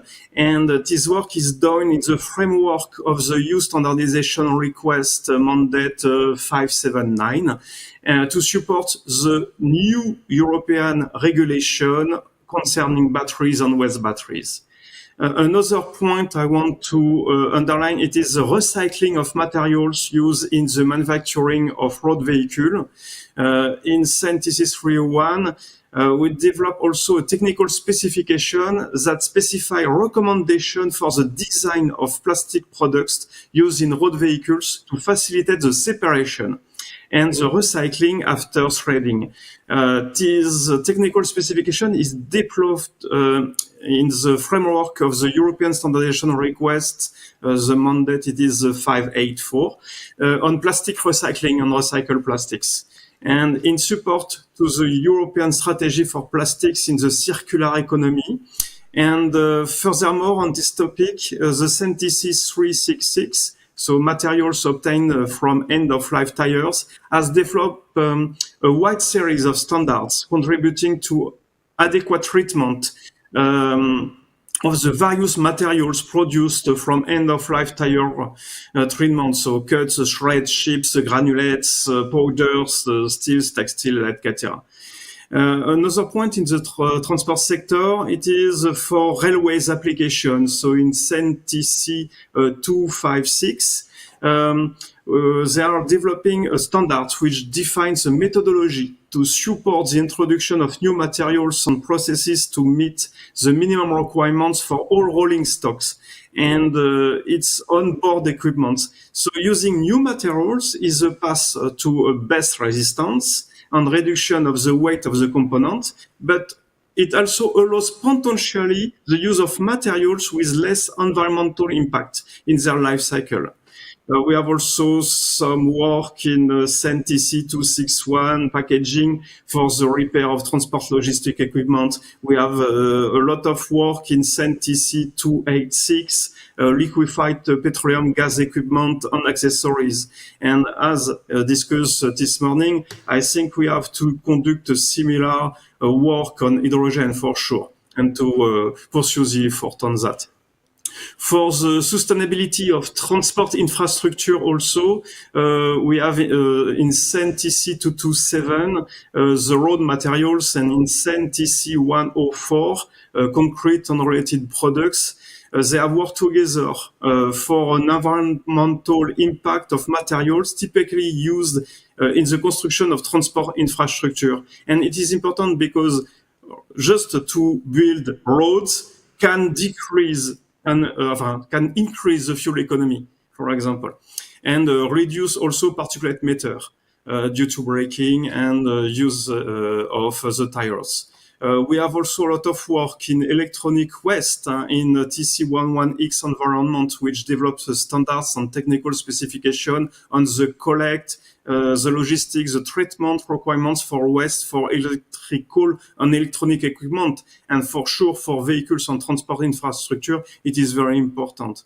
So yes, I think the main point I want to say is CEN and CENELEC do a very hard and amazing work and they demonstrate their strong involvement in developing adequate standards on the environmental impact and the circularity of materials used for vehicles and transport infrastructure. Yeah, so yes, okay, its time is finished. So I hope I have informed you on several aspects. Thank you, Gerald, for your answer. Thank you. José María, vamos contigo otra vez. Desde hace más de José María, we'll go back to you. Over a year ago, the chip was approved with more than 12 million of subsidies. What do you think should be the priorities? 12.25 billion, if I'm not wrong.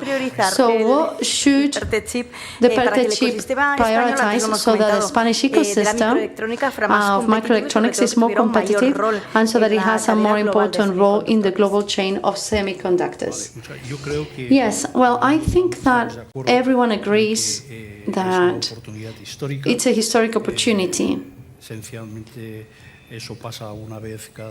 This is something that happens once in many, many years, and we have to take this opportunity. And we have to take on this opportunity to give it also a push. We're talking about digitization, etc. Well, I think this is an opportunity because without a chip, there is no digitization.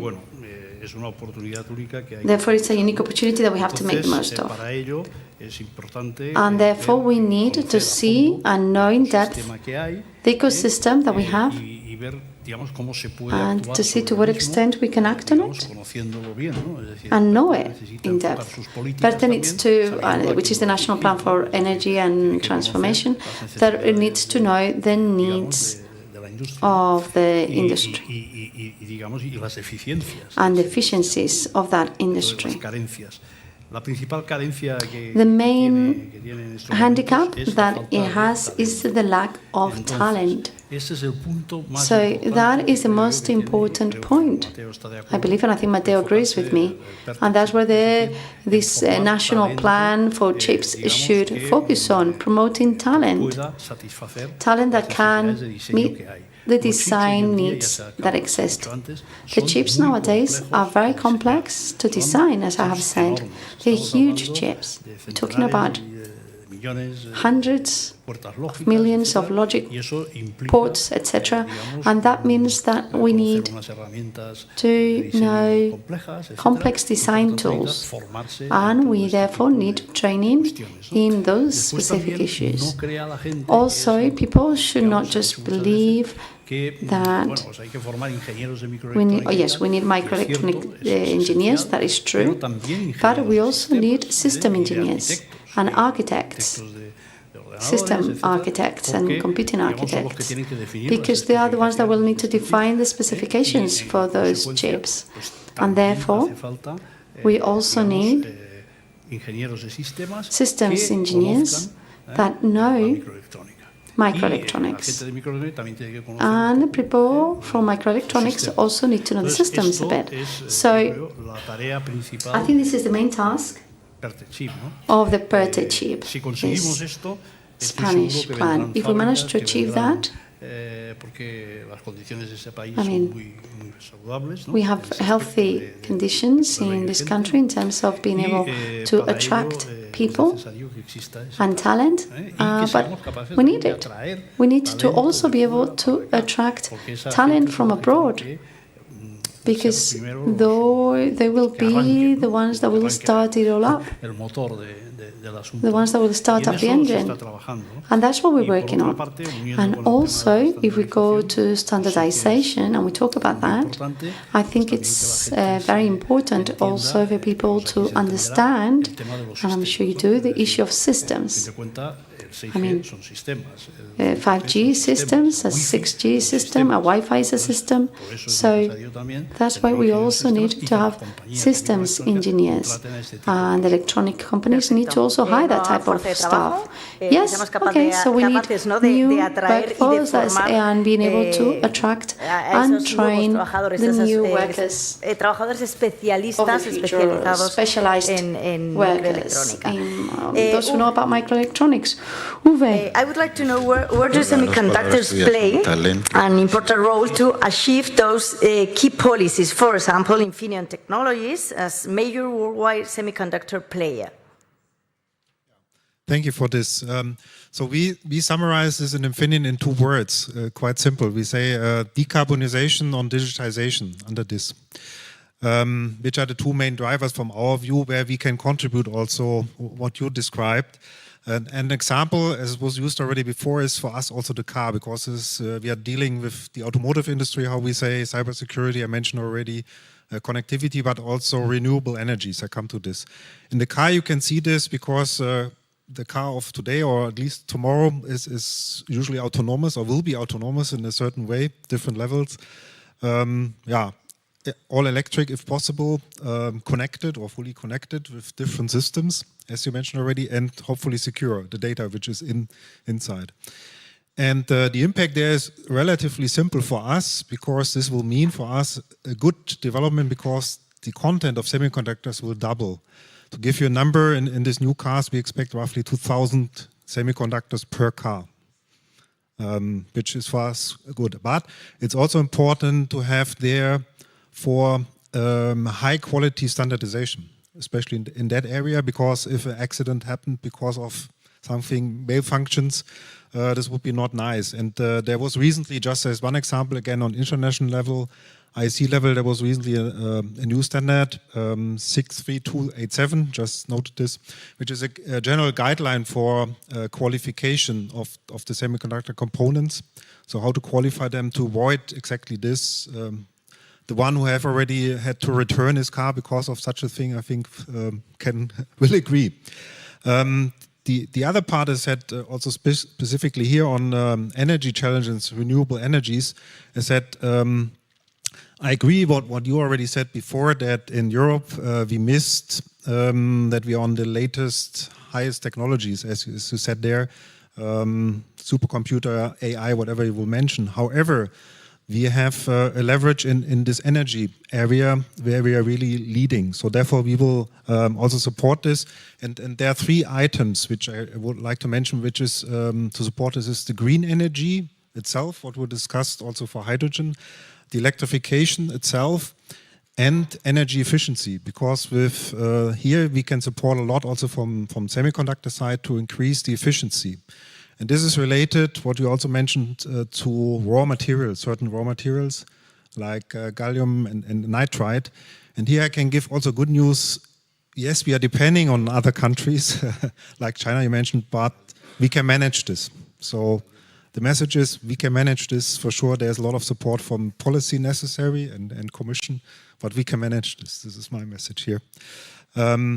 And examples, again, for this green energy is, beside hydrogen, also the wind energy, where also we support a lot there to improve this and transfer this and have also storing renewable energies there.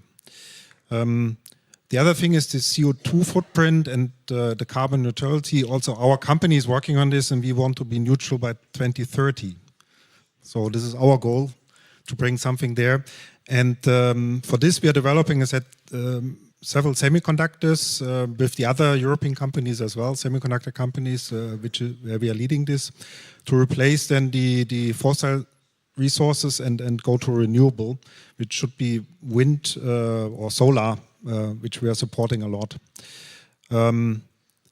The CO2 footprint there, I said there's for sure a lot of things to do. I said we will do this on our own for the production itself, to use, for example, also hydrogen, green hydrogen. This is definitely the goal, not gray or blue, what is sometimes. And also to bring this into the product itself, so that solutions, that customers also, or everybody at the end, can benefit from this on the energy efficiency. The energy efficiency, as I said, for sure, this is driven, and here we come back also by artificial intelligence solutions, which needs to support this. And for sure, here a lot of work has to be done, which we'll support. Back also to standardization, one topic here is also for sure efficiency, also to reduce waste there. And a good example from standardization, and this I will finish then, is for example the USB-C charging, which we brought through in Europe, and this is also an area which supports this as a good example. Yeah, thank you very much. Thank you. Mario, por último, seguimos hablando de datos, ya para terminar este panel. ¿Qué estándares están guiando los procesos que permiten utilizar los datos como la nueva materia prima? ¿Y qué necesidades están todavía por cubrir? Bueno, realmente, en el campo de los datos, igual que se ha dicho antes en otro panel, hay quizá demasiados estándares y demasiados marcos, porque, por ejemplo, para gobierno tenemos toda la familia de la ISO 38500, que además tiene 2 normas específicas, la 505-1 y 505-22, que establece de alguna forma la importancia y repercusión de ese gobierno de las TI en los datos. También tenemos el marco COVID, por ejemplo, de la ISACA. Para gestión tenemos el marco DAMA, por ejemplo. Para lo que es gestión de la calidad de los procesos de datos, tenemos toda data processing quality management, we have the ISO 8000. For the quality of data, we have all the ISO 25000 family. So sometimes it's complicated to know how to use those standards in reality, in real life. So I have to say that UNE has made great efforts over the last few months in order to capture the best practices of all those standards, and simplify them and publish them in a type of UNE specifications based on what the Secretary of State and the Ministry have said. For instance, they've published the UNE 177 that talks to us about the 5 key processes for data governance, not just about what we spoke about before, risk management, strategy, no, but also what good practices and procedures we will have to implement.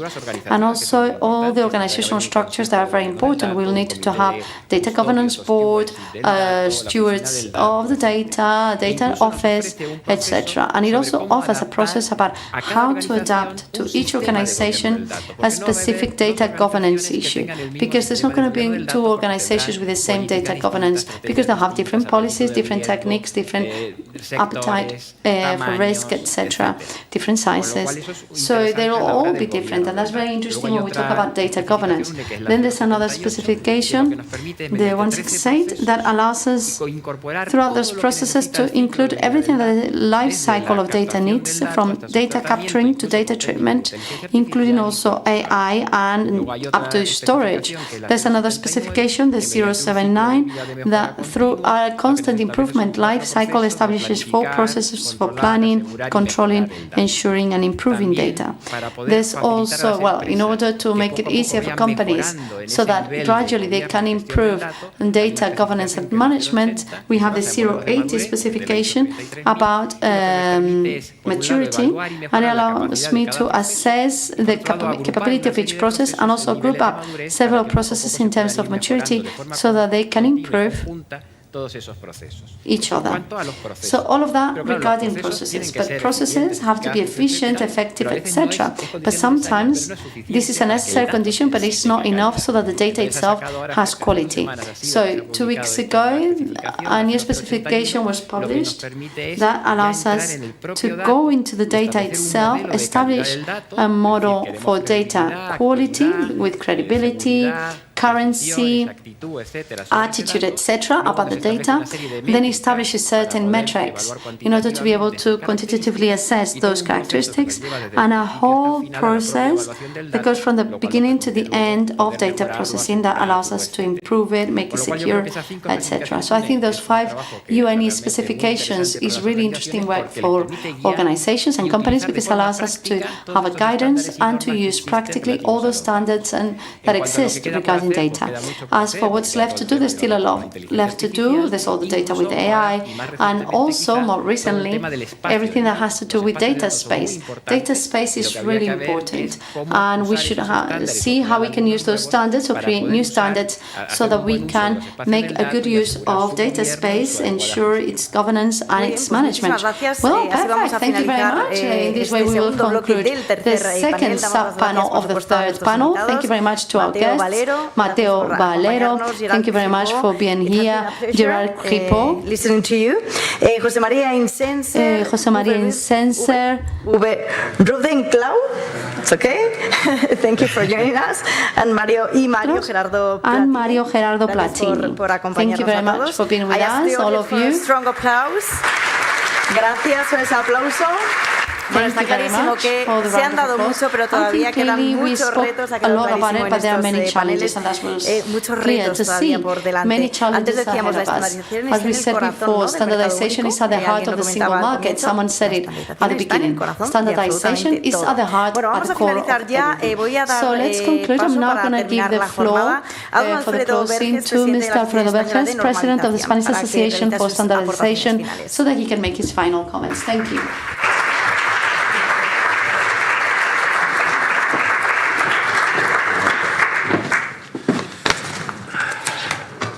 Bueno, pues espero que no haya una exclamación en la sala que diga por fin. People at the room is not crying out loud, oh, finally. But hopefully you found this seminar interesting, dear friends. Of you who in person or online have joined us today in this session. Special thanks to the speaker in the different panels who have provided an excellent overview of the role that standardization is playing and will play in helping the industry and society in general to move forward to face the challenges presented by the green transition and digitalization. Muchas gracias a todos los que en persona y online nos habéis acompañado en esta sesión. Thank you very much to all the people who join us in this session, presentially and online, and thanks to all the speakers who have provided a joint perspective, an excellent joint perspective on the role that standardization is playing and will play to facilitate for industry and society at large to advance in the challenges of the technological, ecological transition, environmental digital transition and the digitalization. Thanks to this minister that we collaborate with so much and that is even a great protagonist to standardization in the framework of the actions that are being carried out in the Spanish Presidency of the EU Council. The co-chairman of UNE, hopefully this seminar will be able to state the relevance of our activity, this private-public partnership, especially to dynamize and to improve the impact of public policies. The trust that the authorities, European public authorities and national authorities put in standardization is absolutely key. It's key to motivate entrepreneurs and business people so that they will continue on investing on this. Dear representatives of the public administration, please continue on trusting our standardization process as the best possible mechanism to improve the competitiveness of our companies. Dear entrepreneurs, technological centers, academia, members of the academia, continue on investing with your best professionals in the development of standards that make more easy our access to new markets, to innovation, doing so with certainty for our investors. Standardization has evolved a great deal since it started, when they only consider aspects that were exclusively related with the safety and the quality of the products. The standards that are being drafted now try, as we've seen before, with aspects that are related with decarbonization, clean technologies, digitization, the European strategic autonomy and independence, and all the key elements for our society. But standardization, like any other activity, is subject to the ups and downs of the political agenda. It's subject to technological advances and other legal aspects, as been said throughout the day. It is necessary for all of us, companies, administration, standardization bodies, it is necessary for us to collaborate so we make sure that we work in a good environment, more specifically in the European environment and under the model of the new regulatory framework. There are many challenges that we need to face, starting with continue on being attractive, so corporations will be ready to invest in the development of standards with the best professionals, and also having a sustainable business model and always taking care of the privileged relationship that we have with the European and national authorities. Allow me three final comments, well, 3 plus 2 that I wrote down after hearing the interventions that we had before. The standard as a way of communicating between the different stakeholders in the market, so communication, and a standard as a necessary means to build trust and certainty between the different stakeholders. Thirdly, the standard as a document that is supported by all the stakeholders. Fourth one, and this is coming out of the conversations that we've had here, please use the standard not as a recipe, but as a document that it is always incorporated to the structure and the governance criteria of your organization. And finally, or fifth, technology, without a doubt, will always be ahead of the standard and of the rules, and we have to change that criteria. Technology and standards need to go hand in hand, and it has to be part of the governance criteria of corporations, and it needs to be included under the development part. That will guarantee the success of the company. And as I was saying, I had to mention all the people who have participated in the drafting and implementation of the standard. This the back office that we don't always take into consideration. There are many people in the different organizations working on this. You've seen the elite of standardization here, but behind this elite We have thousands and thousands of experts that come from business, organizations, the academia, and from many different fora. And I think they deserve our acknowledgement, because they share this standardization activity, and they do so at the same time that they continue on carrying on their job, and they do so to achieve the progress of society. And that was all that I had to say. Hopefully I'm convinced, and I'm convincing you as well, of how relevant the topics are, as well as the degree of commitment and value that's been proven by all the stakeholders, so that standardization can continue on being an ally for the good operation of the internal European market, and to sustain the European leadership of international standardization. Again, thank you very much for your interest, and above all, thank you very much the speakers and the Ministry of Industry.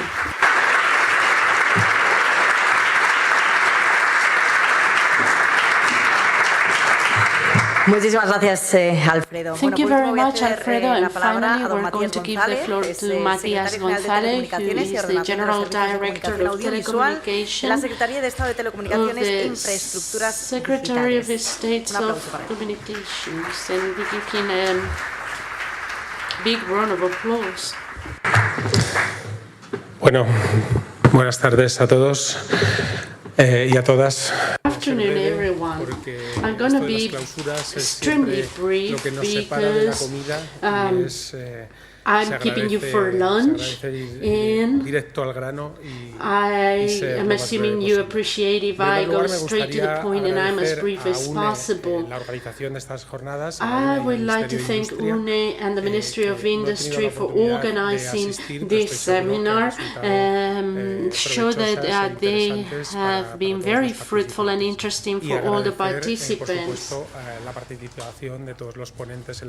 And I would like to thank all the speakers who've participated in all these panels. From the Secretary of State, we are fully aware of the relevance of standardization. As representatives of telecommunication engineers, we live in our in our regular day, the relevance of the standards, both for the deployment of infrastructures as well as to create communication protocols, and in order to make possible the interoperability of all the digital services in all spheres. We're fully aware of this relevance, and that's why we try to play a role, and that's why we try to have a good participation, providing as much support as possible to all the people who work in standardization in the telecommunication system. We have subsidies for UNE that is included in our national budget on a yearly basis with 150,000 euros. And apart from that, we're fully aware of the role played by UNE, since in Spain we are one of the countries that have adopted more ISO standards. So congratulations for the wonderful work that you've done, and we're also going to chair the Technical Committee 133 of this association. And at UNE we participate in other organizations such as ETSI, UIT, the High Level Forum on European Standardization.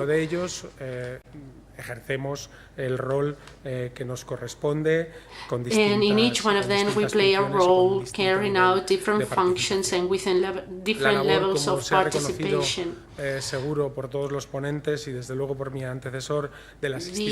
role of the institutions in this collective creation of the standards that regulate our digital ecosystem is basic, and they help us to convey live with internet connectivity events like this one, and events like the ones that most of us have the opportunity opportunity of enjoying from a remote location, but we do so on a day-to-day basis. And talking about connectivity,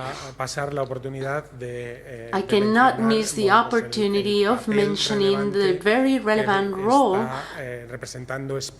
that Spain is representing in the European sphere, in this sphere, the sphere of digital connectivity, the deployment of networks and infrastructures, adopting services, and the role that the administration play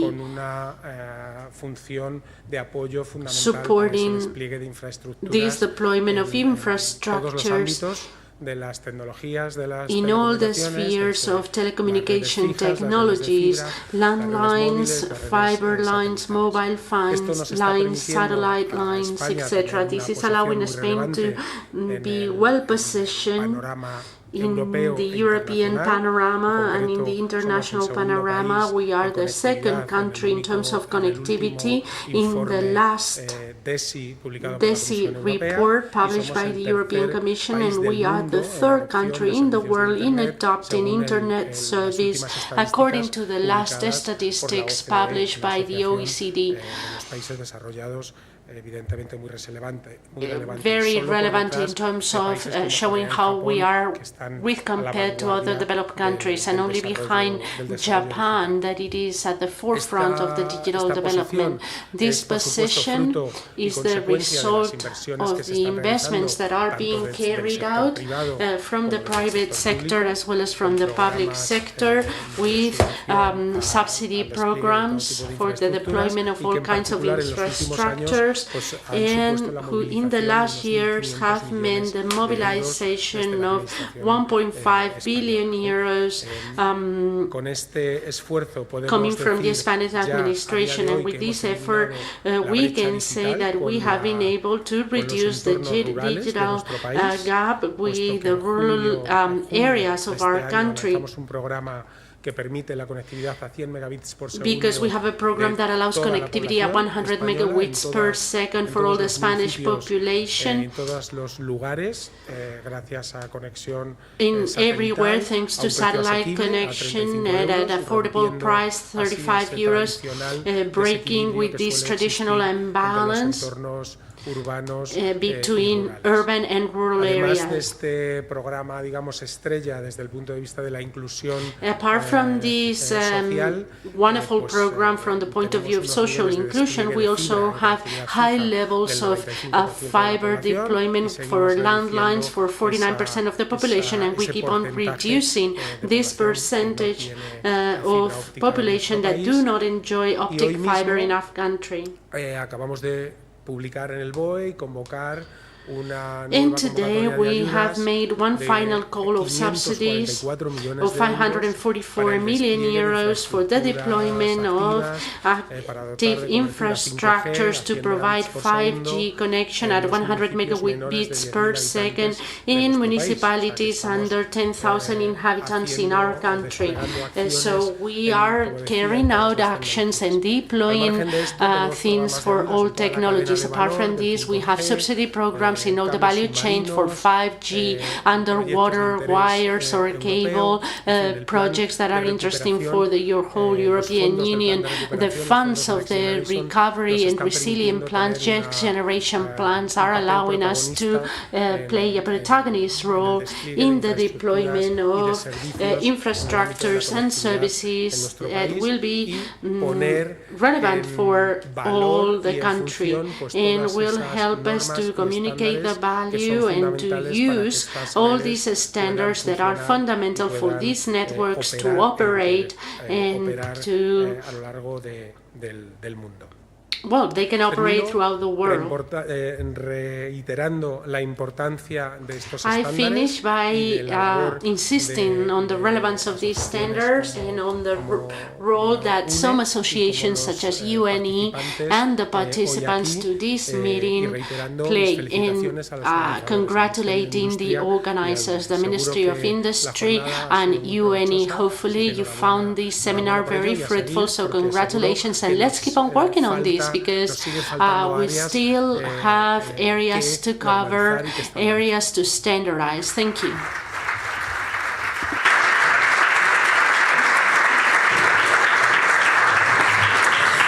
muchísimas gracias. Bueno, ahora ya sí Thank you so much, and with this we're going to end this seminar. Thanking you all again, those who are here and those who are following this online. I would like to remind you that this session has been recorded and therefore you will be able to see it again through the website of the event. And now I invite you to enjoy a cocktail at the hall. Thank you very much, and we'll see you soon.